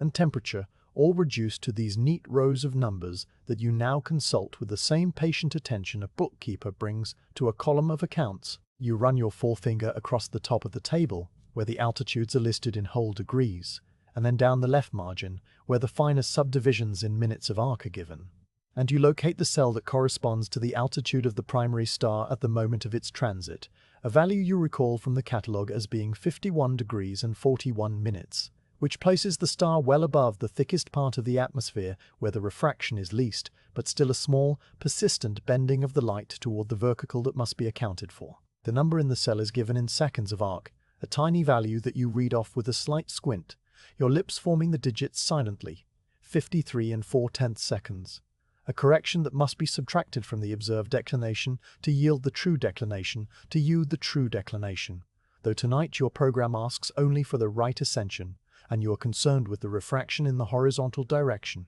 which is smaller tell, Spoletus Tines and the atmospheric model, but applied through either its primed, dinst burned it was burly blaze, faith down masons you locate the horizontal refraction correction for the altitude and the barometric pressure, a figure so small that it is expressed in hundredths of a second of arc, and you commit it to memory with a brief, whispered repetition. Then you close the cabinet door gently, the brass knob cool under your palm, and you return to the desk, your mind now holding a new number, a tiny adjustment that will be applied to the times you've already written, nudging them into a closer alignment with the true sky. At the desk, you pull the logbook toward you and open it to the page where the primary transit is recorded. The ink dry and dark against the cream paper, the numbers standing in their neat columns, and you take up the quill once more, dipping it and tapping it. Then you draw a small, tentative line through the original right ascension and write the corrected value just above it, a superscript figure that leans slightly to the right, because your hand is beginning to tire, though not so much that the legibility suffers. The arithmetic is simple enough, a subtraction of a fraction of a second from the observed time, but you perform it twice, once on the scrap paper and once in your head, the numbers repeating themselves in a quiet circular chant that fades as soon as the result is written. A result that differs from the original by less than the blink of an eye, less than the time it takes for the clock's pendulum to complete 1/4 of its swing. And yet, this tiny shift is the whole reason for the table, for the mathematician's letter, for the Knox plates, the sussives of every and the bow that there befetch first them in a equal. When the corrected figure is entered, you draw a second small line beneath it, a double underline that signifies the value is now final, and then you blot it carefully, the grey paper soaking up the faint excess of ink, leaving the page clean and orderly. But the night's corrections are not yet finished, for the atmosphere is not the only thing that shifts during the hours of observation. The instrument itself, being made of brass and iron and timber, is subject to the same cooling air, the same contracting fibers, the same tiny, relentless movements that you heard earlier, as creaks and groans in the dome structure, and the spirit level that you adjusted so carefully at the start of the night must now be inspected again to see whether the axis has stayed true or whether it has settled by some minute amount. You rise from the desk and walk to the telescope, the flagstones cold and unyielding under your shoes, and you bend to the spirit level on the north pivot, bringing your eye to the glass tube with the same careful, deliberate motion you used earlier, a motion that has become so familiar tonight that your body performs it without any conscious instruction. The bubble is no longer exactly centered, it has drifted a fraction to the east, a displacement so small that it occupies no more than the width of the etched line itself, a shift that corresponds to a tilt in the axis of perhaps 2 seconds of arc, a quantity that is at the very edge of what the level can indicate, but one that you, in your role as the careful assistant, must note and account for in the record. You do not sigh or frown or make any outward sign of disappointment, because there is no disappointment to express. The shift is natural, expected, a gentle reminder that no instrument is ever perfectly stable, that the whole building, the whole hill, the whole earth is alive with tiny motions that continue through the night, through the day, through all the seasons, and your task is not to resist these motions but to measure them, to subtract their influence from the clean geometry of the stars. You reach for the adjusting screw as you did before, taking the small brass thumb screw between your thumb and forefinger, and you turn it by the smallest possible increment, an eighth of a turn that moves the pivot upward by a distance smaller than the thickness of a sheet of paper.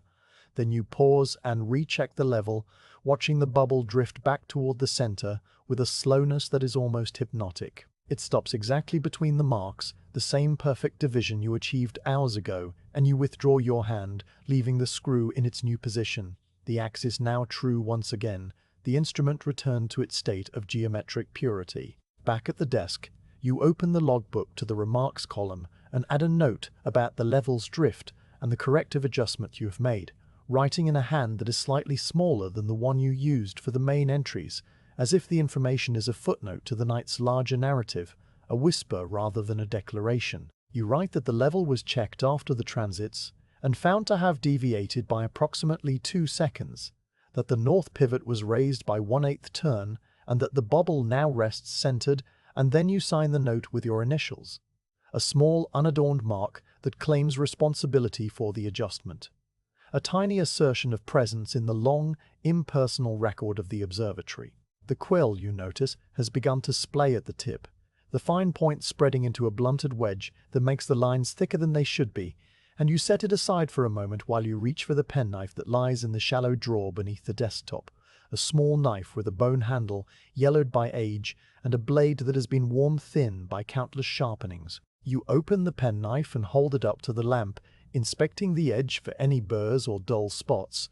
Then you take the quill in your left hand and the knife in your right, positioning the nib against the light so that you can see the exact angle of the cut. With a single, smooth stroke, you slice away the splayed tip, a tiny curl of feather and dried ink falling onto the blotter, and then you reshape the point with a series of delicate paring motions, turning the quill between your fingers as you work, the blade making a soft, scraping sound that is rhythmic and pleasant, a small domestic note in the vast silence of the dome. You test the new point on a scrap of paper, drawing a single thin line, and you find that it is a little too sharp, so you give the tip a gentle rub against the fine sandstone of the inkwell's base, just enough to take off the keenest edge, and then you test it again, this time producing a line that is exactly the right width, exactly the right smoothness, the ink flowing in a clean dark ribbon that dries quickly to a matte black. Satisfied, you replace the penknife in its drawer, the bone handle clicking softly against the wood,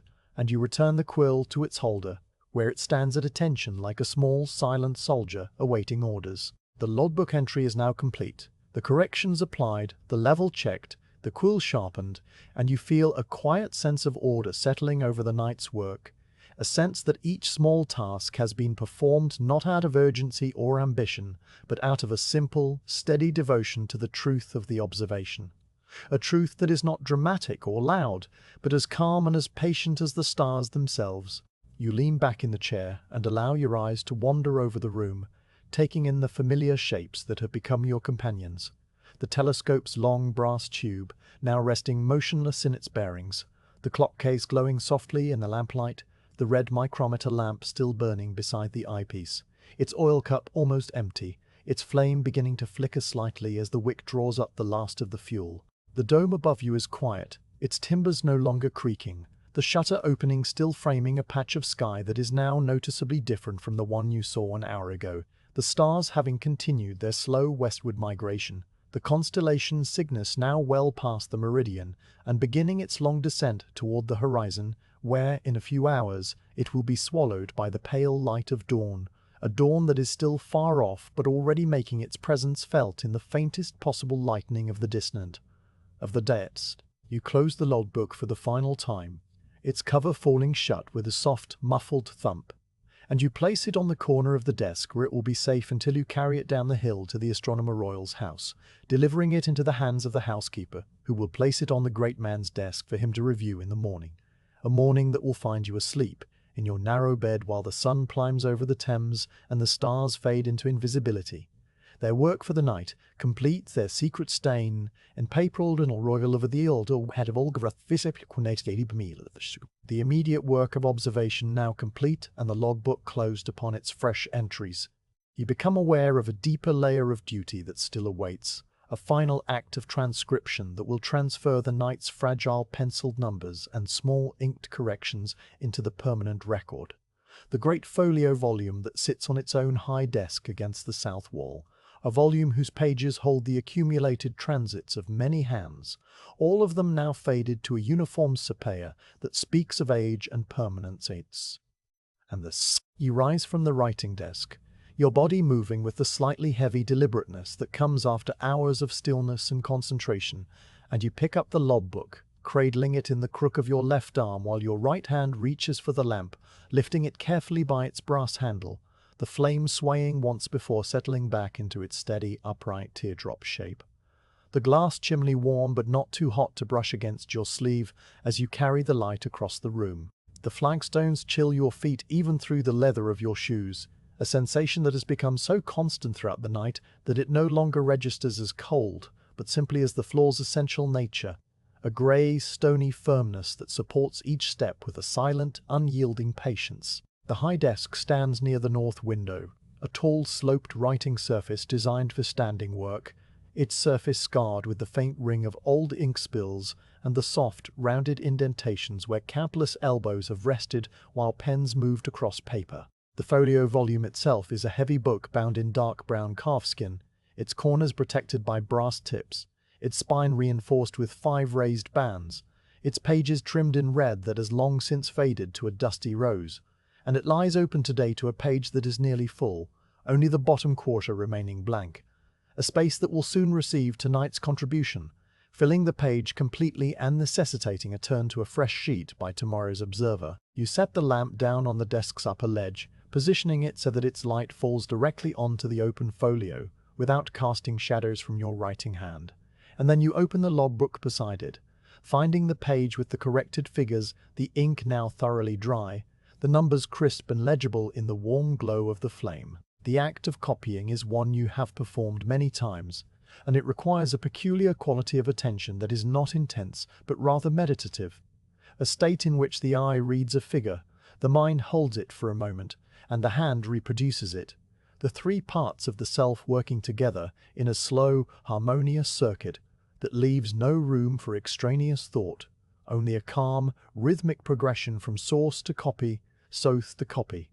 until the work is done. You take up the pen that lives in a groove at the top of the high desk, not the quill from the smaller desk, but as pair for the folio, its nib a stout steel that can press through the thick, fibrous paper of the permanent record without catching or spluttering, and you test it on a corner of blotting paper, drawing a single line and finding the ink flow smooth, and even a dark, authoritative line that will replace cells, would You begin with the date which is already written in the logbook and which you transcribe in a careful, formal script at the top of the remaining blank space, the letters larger than your usual hand, the numerals formed with deliberate, almost calligraphic strokes, the first digit of the day, the second, the month written out in full to avoid any ambiguity, and then the year, 1785. Each figure rounded and closed so that no smudge or fading could ever change an 8 into a 6 or a 5 into a face strain. The pen makes a soft, regular scratching sound as it travels across the paper, and you become absorbed in the physical texture of the writing, the slight resistance of the page, the way the ink sinks in and spreads just a fraction before the rag fibers drink it up, the way the wet line gleams for a second under the lamplight before dulling to a matte permanence. Below the date, you begin the entry for the primary star,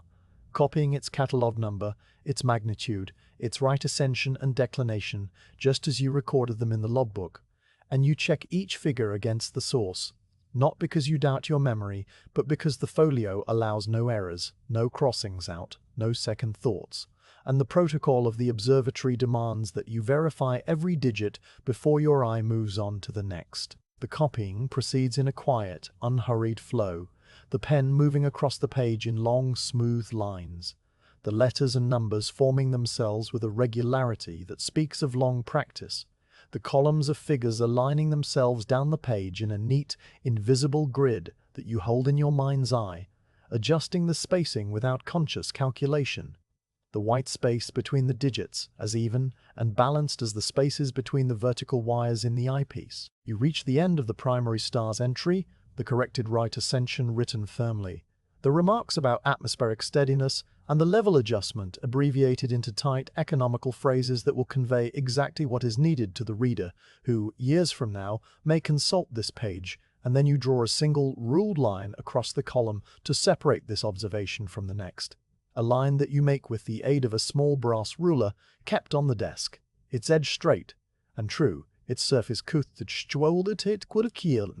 Now comes the comparison star, its entry shorter because the star is fainter and its purpose is ancillary, a reference rather than a discovery, yet it receives the same careful treatment, the same studied formality, the same unhurried attention to each digit and each remark, and you note that your hand has begun to feel a faint, distant ache in the fine muscles between the thumb and forefinger, the kind of ache that comes from sustained, precise movement, an ache that you ignore because ignoring it has become second nature. One more.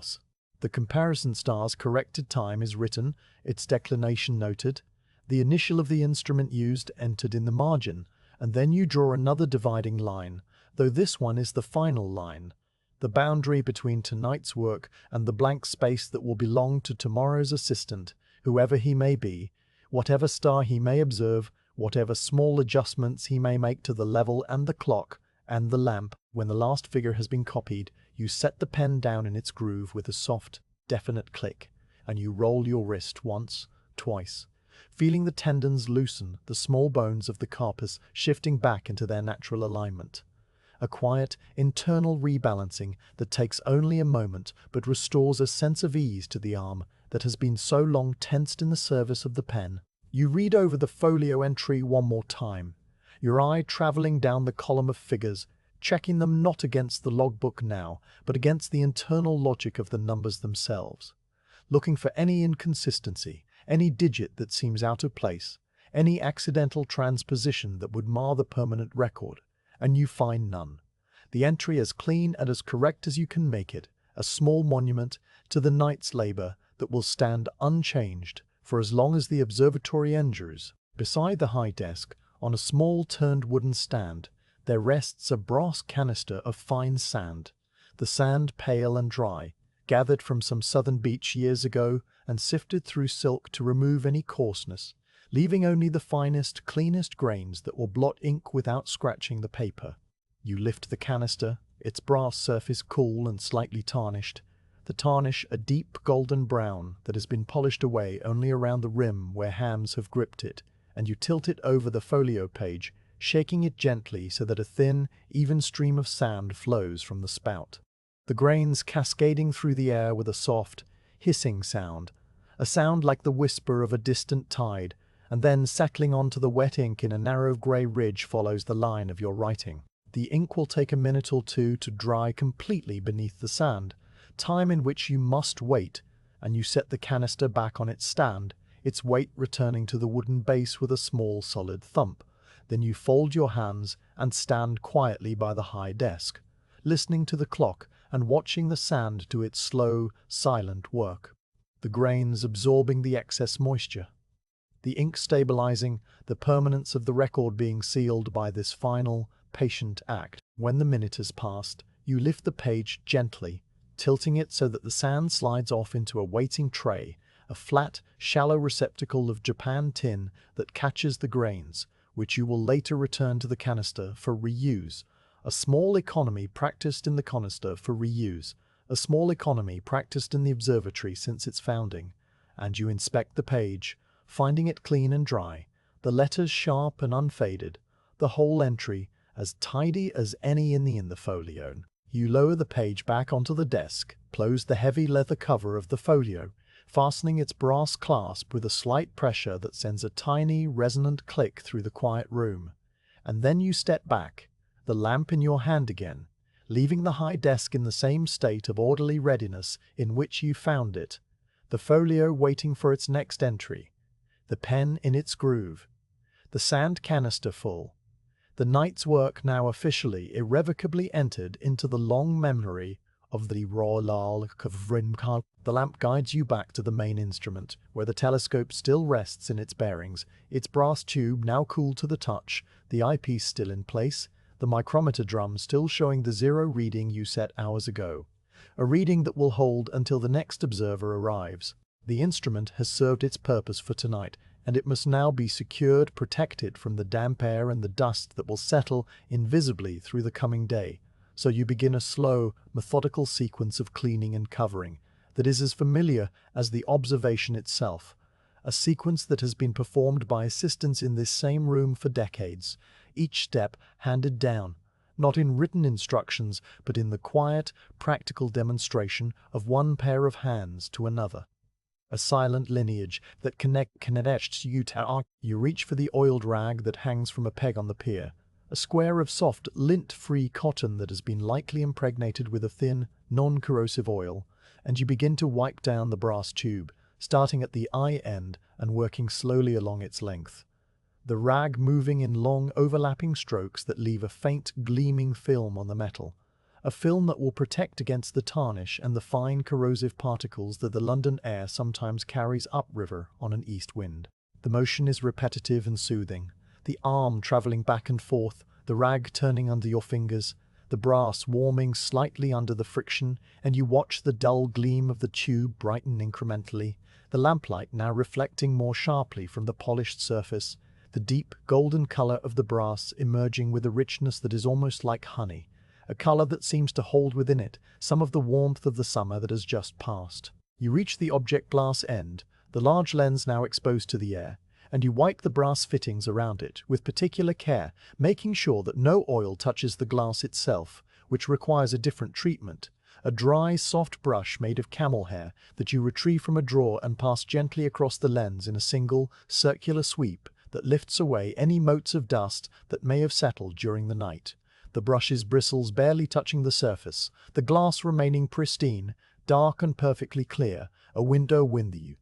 Or a window on thick flat with the tube cleaned, you turn your attention to the eyepiece, which you slide out of the drawer tube and wipe down as well. Its small lenses examined under the lamp for any smudge, then capped with its brass screw-on cover, the threads engaging with a smooth, oily turn that you complete by feel, watching the cap seat itself snugly against the barrel, dust-tight and secure. The micrometer is next, its delicate drum cleaned with a dry cloth, its numbers checked one last time, then it too is covered and placed in its felt-lined box, the lid closing with a gentle, muffled sound that signals the end of its night's service. The dew cap, which has been hanging from its hook on the pier, you now lift down and examine, finding its leather surface cool and dry, its interior free of condensation, and you carry it to the telescope and fit it back over the object glass, pressing the 3 turn buttons into their slots one by one, each one rotating with a tiny distinct click that travels through the brass and into your fingertips. A final, secure fastening that seals the lens away from the dew of the coming dawn, from the dust of the daylight hours, from the slow as a visual away from the D of the Del third. You step back and survey the instrument, its long tube now glimmering with its fresh oiling, its lenses capped and hooded, its counterweights hanging motionless, the spirit levels still centered,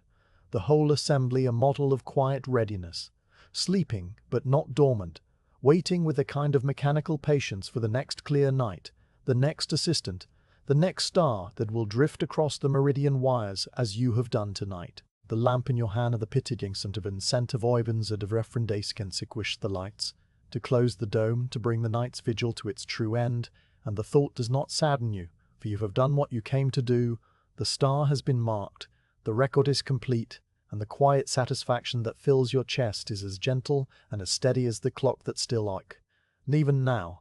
continues its unending rhythm, counting off the seconds that no one is less than to be more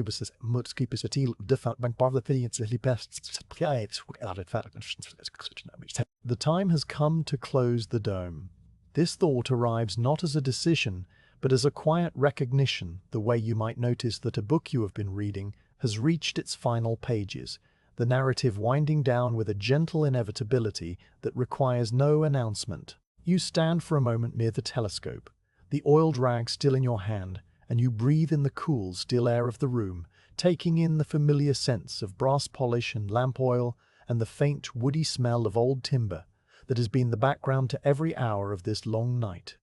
A smell that you will carry with you down the hill and into your sleep without knowing it. Then you hang the rag on its peg, smoothing it flat so that it will dry without creasing, and you begin the slow, methodical sequence of tasks that will return the Meridian room to its daytime state of hushed, patient waiting. The main lamp on the writing desk is the first light to be extinguished, its flame having burned down to a small, wavering tongue that occasionally flutters as the last of the oil in the reservoir is drawn up the wick by capillary action, a process that you observe for a moment with a detached, scientific interest, watching the way the flame bends toward the center of the room, drawn by some faint current of air that your skin cannot feel. You reach for the small brass snuffer that rests beside the inkwell, a conical cap attached to a slender handle, its interior blackened by years of extinguished flames, and you place it over the chimney, lowering it gently until the cone covers the glass entirely, cutting off the air, the flame shrinking to a blue, almost invisible disk before vanishing with a whisper that is not a sound, but a sudden absence of sound, the hiss of combustion, giving way to a dense, ringing silence. The room darkens immediately, the shadows that had gathered in the corners now spreading outward like slow water, meeting in the center and deepening the space into a twilight that is still touched, at its edges, by the faint red glow of the micrometer lamp, which continues to burn beside the eyepiece, a single, steadfast ember in the growing darkness. You do not hurry to extinguish the micrometer lamp, for its red light is small and contained, no larger than a candle flame, and it can wait while you attend to the dome shutter, which must be closed before the first light of dawn can enter and disturb the instruments with its warming, expanding rays. You walk to the crank handle on the wall, your footsteps echoing slightly now that the room is darker, and your other senses have sharpened to compensate, and you place your hand on the smooth wooden grip, feeling its familiar, polished surface, a surface that has been worn into a shallow concavity by the grip of many hands, each one turning this same crank at this same late hour. The last task of the night, repeated across the decades with the same unvarying rhythm. You begin to turn the crank in the opposite direction from before, a slow, steady rotation that engages the pulleys and ropes overhead, and the shutter responds with its deep, resonant groan, a sound that is now so familiar to you that it seems like the voice of the dome itself, a slow wooden sigh that travels through the curved beams and down the walls, a sound of closure, of conclusion, of the night's window being sealed against the coming day. With each turn, the narrow strip of sky visible through the opening grows smaller, the stars being erased one by one as the shutter's edge advances across them, a slow, deliberate eclipse that you watch with a quiet, almost solemn attention, your eyes following the disappearing constellations, marking the moment when Vega is swallowed, the moment when the swan's tail vanishes, the moment when the swan's tail vanishes, the moment when the last bright point of light, some faint star in a constellation you do not bother to botherst. Shut off the trilly, krish. You continue turning until the crank reaches a firm, definite stop, the mechanism having traveled its full length, the shutter now seated firmly in its closed position, and you give the handle a final gentle tug, more out of habit than necessity, confirming that all is secure, that no gap remains, that the dome is once again a sealed protective shell. Near the shutter's edge, hanging from a brass rail that follows the curve of the opening, there is a heavy curtain of dark green wool, its purpose to provide an additional barrier against drafts and the fine, wind-driven rain that can sometimes find its way through the narrowest of gaps during a winter storm. Though tonight there is no storm, only the calm, dry air of a late summer night that is already beginning to smell faintly of the dew that will settle on the grass in the hour before dawn. You take hold of the curtain's edge, the wool rough and thick under your fingers, and you draw it slowly across the opening, the brass rings sliding along the rail with a soft, metallic whisper. A series of tiny, overlapping clicks that combine into a continuous, muted music, the sound of fabric moving in a quiet room. When the curtain has been drawn completely, its folds hanging straight and heavy, you press the seam where the two halves meet, closing the last sliver of space, and then you step back, satisfied that the dome is now fully sealed, its interior a warm, dark cocoon that will protect the instruments from the damp of the dewy morning and the dust that will rise from the park later, when the day's activities stir the paths and the sheep are moved to a new pasture. The micrometer lamp is still burning, its red glow now the only source of illumination in the room, a small, concentrated pool of ruby light that colors the brass of the eyepiece and the pale wood of the desk with a warmth that is almost fire-like. Though there is no fire here, only a tiny wick consuming the last of its oil. And you walk toward it now, your shadow moving across the walls in a distorted, elongated shape that shifts and reforms with each step, a shadow that shadowed it shouted chit-chap but jeem. You reach down and lift the glass shade from the micrometer lamp, setting it aside on the desk, and then you cup your palm beside the flame and blow across it gently, a single, soft exhalation that extinguishes the wick with a thin, curling thread of smoke that rises toward the dome's apex, its scent faintly oily and slightly sweet,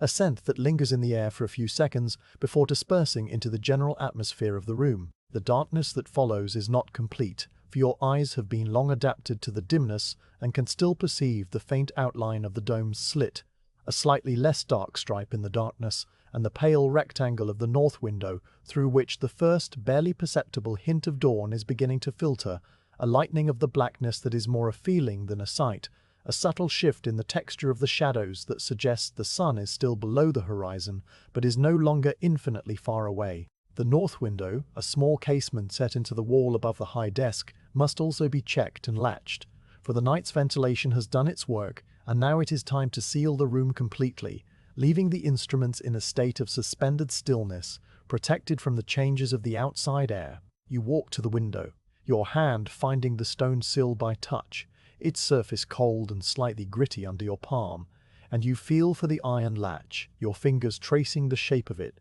the familiar curve of the handle, the small stiff hinge that always resists a little before yielding to pressure. You press the window firmly into its frame, the wood meeting the stone with a soft, solid thud, and then you turn the latch, hearing it drop into its keeper with a clink that is the only sharp sound in the room, a small metallic note that hangs in the air for a moment before fading into the deep, absorbent silence. The window is now sealed, the room is now closed, and the night's passage from openness to enclosure is complete. The sidereal clock is still ticking, its mechanism unaware that no one is listening, its hands continuing to mark the seconds of sidereal time with a fidelity that will persist through the daylight hours, through the coming noon, through the slow rotation of the earth that will bring the stars back to their starting positions for tomorrow night's observer. And you walk to the clock now, your footsteps finding their way across the dark room by memory and habit, your body knowing exactly where each pier stands, where the edge of the desk juts into the path. Beside the clock case, on a shelf that holds a few small accessories, there sits a dust cover made of the same dark green wool as the curtain, a fitted cloth that is placed over the clock each morning to protect its face and its delicate hands from the fine, invisible dust that is always settling, even in the stillest room, a dust composed of pollen, of fibers, of the minute, particulate detritus of the world that will, over years, accumulate on every horizontal surface, unless it is guarded against. You lift the dust cover, shaking it out with a single gentle snap, and then you drape it over the top of the clock case, smoothing it down over the finial and around the glass panel, your hands moving slowly, carefully, the fabric rustling with a soft, dry sound that is the last sound the clock will hear before it is muffled and hidden and left to tick away the hours in private. A solitary guardian of time wrapped in its woolen shroud. The chronograph, the smaller, requires a dust cover, a smaller one that matches the larger, and you find it on the same shelf. A little square of wool with a leather tab sewn into one corner, and you place it over the chronograph with the same deliberate care, tucking the edges under the base so that no dust can creep in from below. The paper strip inside protected, the record of tonight's 7 clicks preserved for as long as the astronomer royal might need to consult it. The final light in the room is not a lamp at all, but a single candle that has been burning, almost forgotten, on a small ledge near the door. A candle of pale beeswax that you lit at the start of the night as a kind of companion, a small friendly flame that has been burning quietly for hours, its wax pooling in a shallow translucent disc around the wick, its scent faintly honeyed, a gentle, domestic note that has been a quiet comfort in the vast mechanical silence of the observatory. You walk to it now, your footsteps slowing, and you stand before it for a moment, watching the flame dance its slow, hypnotic dance, the way it sways in a rhythm that has no pattern, the way it casts a tiny golden corona onto the stone wall behind it, the way it has burned down to a stub that is now only a thumb's length tall, its life nearly spent, its purpose nearly served. You cup your hand behind the flame, as you did with the micrometer lamp, and you blow across it with a gentle, sustained breath, a breath that makes the wick glowing orange for a second before fading to black, a thin ribbon of wax-scented smoke rising in a slow, curling column that catches the faint light from the north window and becomes, for just a moment, a pale, ghostly shape, a small, twisting wistmythe, a twined crebens. Sistent the sits of behind talcourt before you've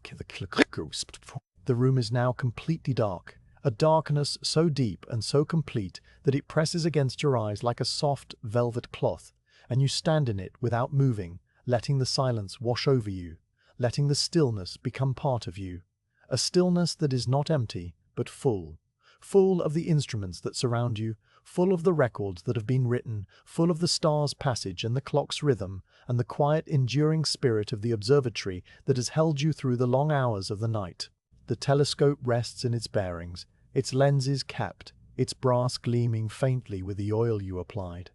The clock ticks beneath its woolen cover, a soft, muffled heartbeat that you can still hear if you listen closely, a sound that will continue when you are gone, when the door has closed behind you, when the sun has risen and set and risen again. The logbook sits on the corner of the desk, ready to be carried away, and the folio stands on its high desk, its cover closed, its pages full of the accumulated nights of many years, a library of transits, a museum of moments, each one as small and as precious as the one you have just recorded, each one a thread in the long, unbroken fabric of the observatory's purpose. You fumble for the door in the darkness, your hand finding the cool iron latch, its shape as familiar as the shape of your own palm, and you pause with your hand on it, taking one last breath of the room's air, the air that has accompanied you all night, the air that has accompanied you all night, the air that has grown cooler and drier and somehow purer as the hours passed, an air that seems to have been steeped in patience and attention, and the slow, steady rhythm of the clock. The dome above you is silent, its timbers no longer creaking, its shutter closed upon the stars, its curtain drawn against the dawn, and the thought comes to you, unbidden but not unwelcome, that you are not leaving the room so much as returning it to itself, to its true solitary nature, a room that exists to observe the stars but is not itself a star, a room that watches but does not speak, that measures but does not long. You turn the latch, the mechanism releasing with a soft, well-oiled click, and you open the door onto the pale grey light of early morning, a light that seems almost dazzling after the deep darkness of the dome, a light that fills the doorway with a cool, silvery glow that outlines your figure in a long, dark silhouette, a final, fleeting portrait of the assistant at the threshold,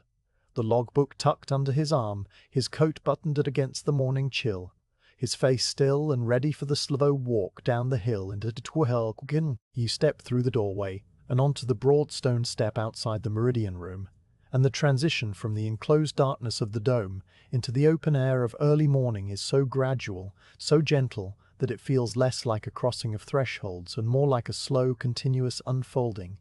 the way a leaf unfurls from a bud, the way the first grey light of dawn seeps into the sky without any visible source. The logbook is tucked securely under your left arm, its weight a familiar, reassuring presence against your ribs, and you pause on the step to draw your wool coat more closely about your shoulders, the fabric heavy and slightly rough against your neck, its fibers holding the faint, residual warmth of your body after the long hours indoors. The air outside is cooler than the air inside the dome, cooler and fresher and tinged with the clean green scent of grass that has been wetted by the first dew of morning, a scent that rises from the park in a slow, invisible exhalation, the earth breathing out after the long night, and you fill your lungs with it, letting it wash away the last traces of lamp oil and brass polish that have been your constant companions since midnight. The sky above you has already begun its transformation from the deep, star-filled indigo of the observing hours to a pale, milky blue that shades into a faint apricot near the eastern horizon, where the first suggestion of the sun is beginning to tint the edge of the world with colors so soft and so subtle that they seem more like a memory of color than color itself, a wash of rose and gold and gray that mingles in layers too delicate to name. A few of the brightest stars are still visible overhead, Vega and Deneb, and the bright top of the Swan hanging on with a stubborn, fading persistence. But even as you watch, they seem to dim, their light absorbed by the brightening atmosphere, the great celestial procession having reached its appointed hour of rest, the night's performance concluded, the stage now being cleared for the day. The air has that peculiar stillness that comes just before the true dawn, a stillness in which every sound is isolated and distinct, the distant bark of a dog in Greenwich Village, the soft, sad call of a gull flying upriver from the estuary, the whisper of a breeze that stirs the tops of the chestnut trees but does not yet reach the ground, and you stand on the stone step, absorbing these sounds, letting them become the soundtrack to this final, quiet movement of the night's long symphony. You begin to walk, your feet finding the gravel path that leads down the hill, the same path you climbed so many hours ago, though it feels now like a different path, transformed by the coming light into something gentler, more welcoming, less a climb into duty and more a descent into rest. The gravel crunches under your shoes with a soft, regular rhythm, a rhythm that matches your slow, steady pace, each step a small, deliberate placement, the stones shifting under your weight with a sound that is at once crisp and muted, a sound that travels only a little way before being swallowed by the wide, open silence of the park. To your left, the great bulk of Flamsteed House, the main building of the Royal Observatory, stands dark and silent, its windows blank and shuttered, its tall octagonal turret pointing upward into the fading stars like a finger that has finished its counting. The astronomer royal himself still asleep inside, perhaps dreaming of comets or of the slow, ponderous orbits of the outer planets. His breakfast still an hour away, his study still dark, his instruments still resting under their cloths. You pass the building without stopping, your path curving away from it, leading you down the slope toward the first stand of chestnut trees. Their leaves are dark, glossy green in the half-light, their trunks rising like quiet, patient columns that have watched over this hill for longer than the observatory has stood, for longer than any human memory can reach. A sheep lifts its head as you pass, a large, woolly ewe that has been lying in the shelter of a low stone wall, its companions huddled around it in a soft grey mass of fleece and breath, the warmth of their bodies creating a faint, visible mist that hovers above them, a small, private cloud of animal life in the midst of the great, impersonal dawn. The ewe regards you with dark, incurious eyes, its jaw moving in a slow, sideways rhythm as it chews a remnant of cud, and then it lowers its head again, dismissing you, returning to its own quiet, ruminative world, a world that knows nothing of transits or meridian lines or the careful arithmetic of celestial positions,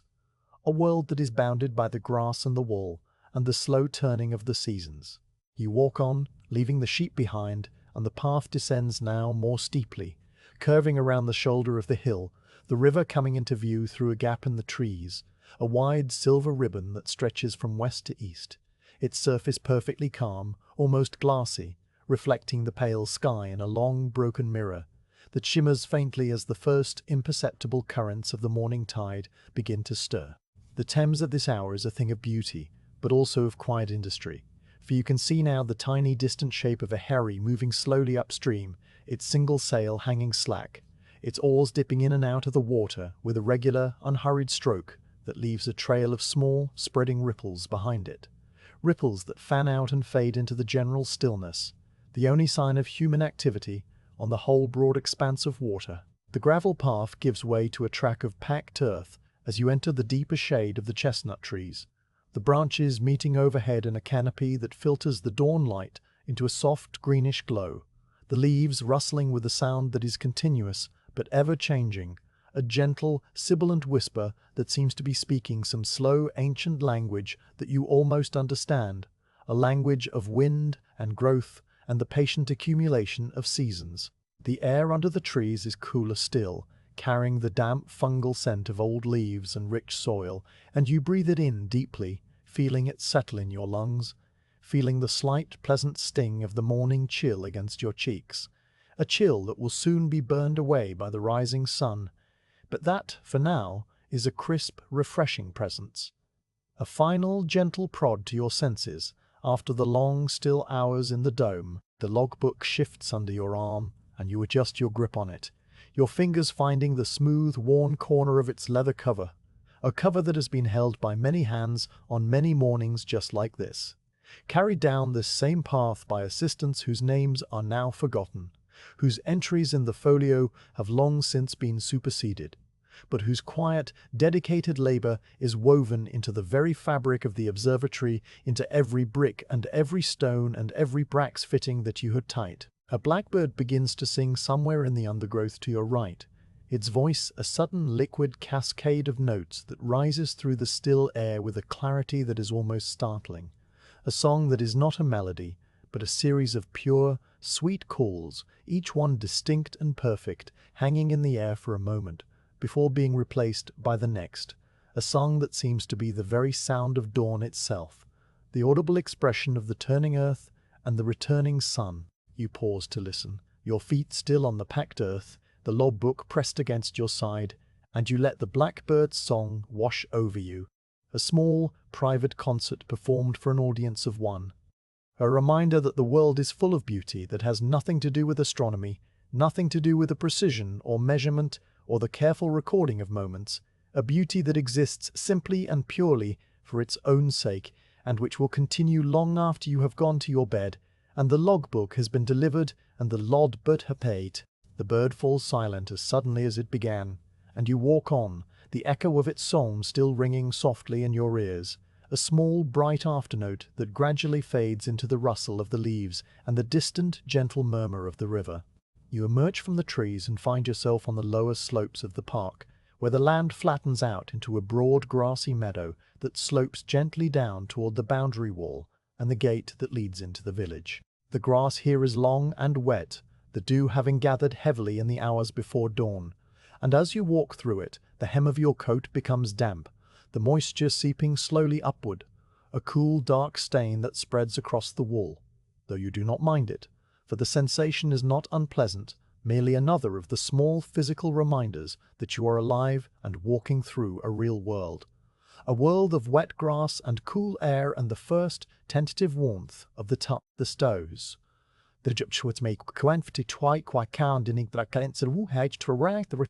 The meadow is empty of sheep, empty of any animal, and your footsteps leave a dark, winding trail through the dew, a trail that will vanish as soon as the sun climbs high enough to dry the grass, a temporary mark that no one will see, a small, secret signature that you leave on the landscape without intention. The gate at the bottom of the meadow is made of the same wrought iron as the one at the top of the hill, its bars painted black, their surface cool and slightly rough with the beginnings of rust, a rust that is only superficial, a fine orange bloom that comes off on your palm when you push the gate open, the hinges moving with the same well-oiled silence that you remember from the previous gate, a silence that speaks of the groundsman's care, the same groundsman who held the lantern for your collimation test, now probably asleep. It bite cold to a kindly hut. You step through the gate and onto the cobbled lane that leads into Greenwich Village, the stones uneven and rounded by centuries of cartwheels and horses' hooves, their surfaces glistening faintly with the dew, and you close the gate behind you, the latch dropping into place with a soft, definite clink, a sound that marks the boundary between the park and the village, between the quiet, solitary world of the observatory and the slowly waking world of ordinary life. The village at this hour is still mostly asleep, its streets empty, its houses dark, but there are signs of the approaching day, small, stirring hints of activity that you notice as you walk, your footsteps echoing slightly between the close-set buildings. A lamp is lit in an upper window of a baker's shop, and a thin thread of smoke rises from its chimney, carrying with it the warm, yeasty smell of bread, beginning its first rising, a smell that is so rich and so comforting that it seems to wrap around you like a second coat, a promise of warmth and sustenance that you will not take advantage of, for your bed is calling more strongly than any breakfast. A cat, a lean, tabby creature with a white patch over one eye, crosses the lane ahead of you, pausing in the middle to regard you with a slow, disdainful blink before continuing on its own mysterious errand, disappearing into a narrow alley between two houses, its tail held high, its footfalls silent. A shutter creaks open somewhere behind you, and a woman's voice calls out softly to someone inside, a few murmured words that you cannot quite catch, the first human voice you have heard since calling to the groundsman hours ago, and it strikes you as strange and yet fitting to hear speech again. Ordinary, domestic speech that has nothing to do with clock corrections or atmospheric refraction. Speech that has nothing to do with clock corrections or atmospheric refraction. Speech that belongs to the kitchen and the hearth and the slow, gentle routines of the household. You turn down a narrow lane that runs behind the main street, a shortcut you know well. A lane that is lined on one side by a high brick wall covered in ivy, the leaves dark and glossy, their edges outlined in the faint silver light, and on the other side by a row of small, whitewashed cottages with low, thatched roofs, their gardens tidy and filled with the neat, dark shapes of rosemary bushes and lavender plants, their scents released by the dew and the growing warmth of the morning. From one of these cottages comes the sound of a baby crying, a thin, distant wail that is quickly soothed, a mother's voice humming a low, tuneless lullaby that drifts out through an open window, a sound that is so intimate, so private, that you feel a slight, respectful urge to hurry past, and you quicken your pace just a little, though not enough to disturb the overall slowness of your progress. The walk still a deliberate, measured descent into rest, not a race, not a stride, steady I define.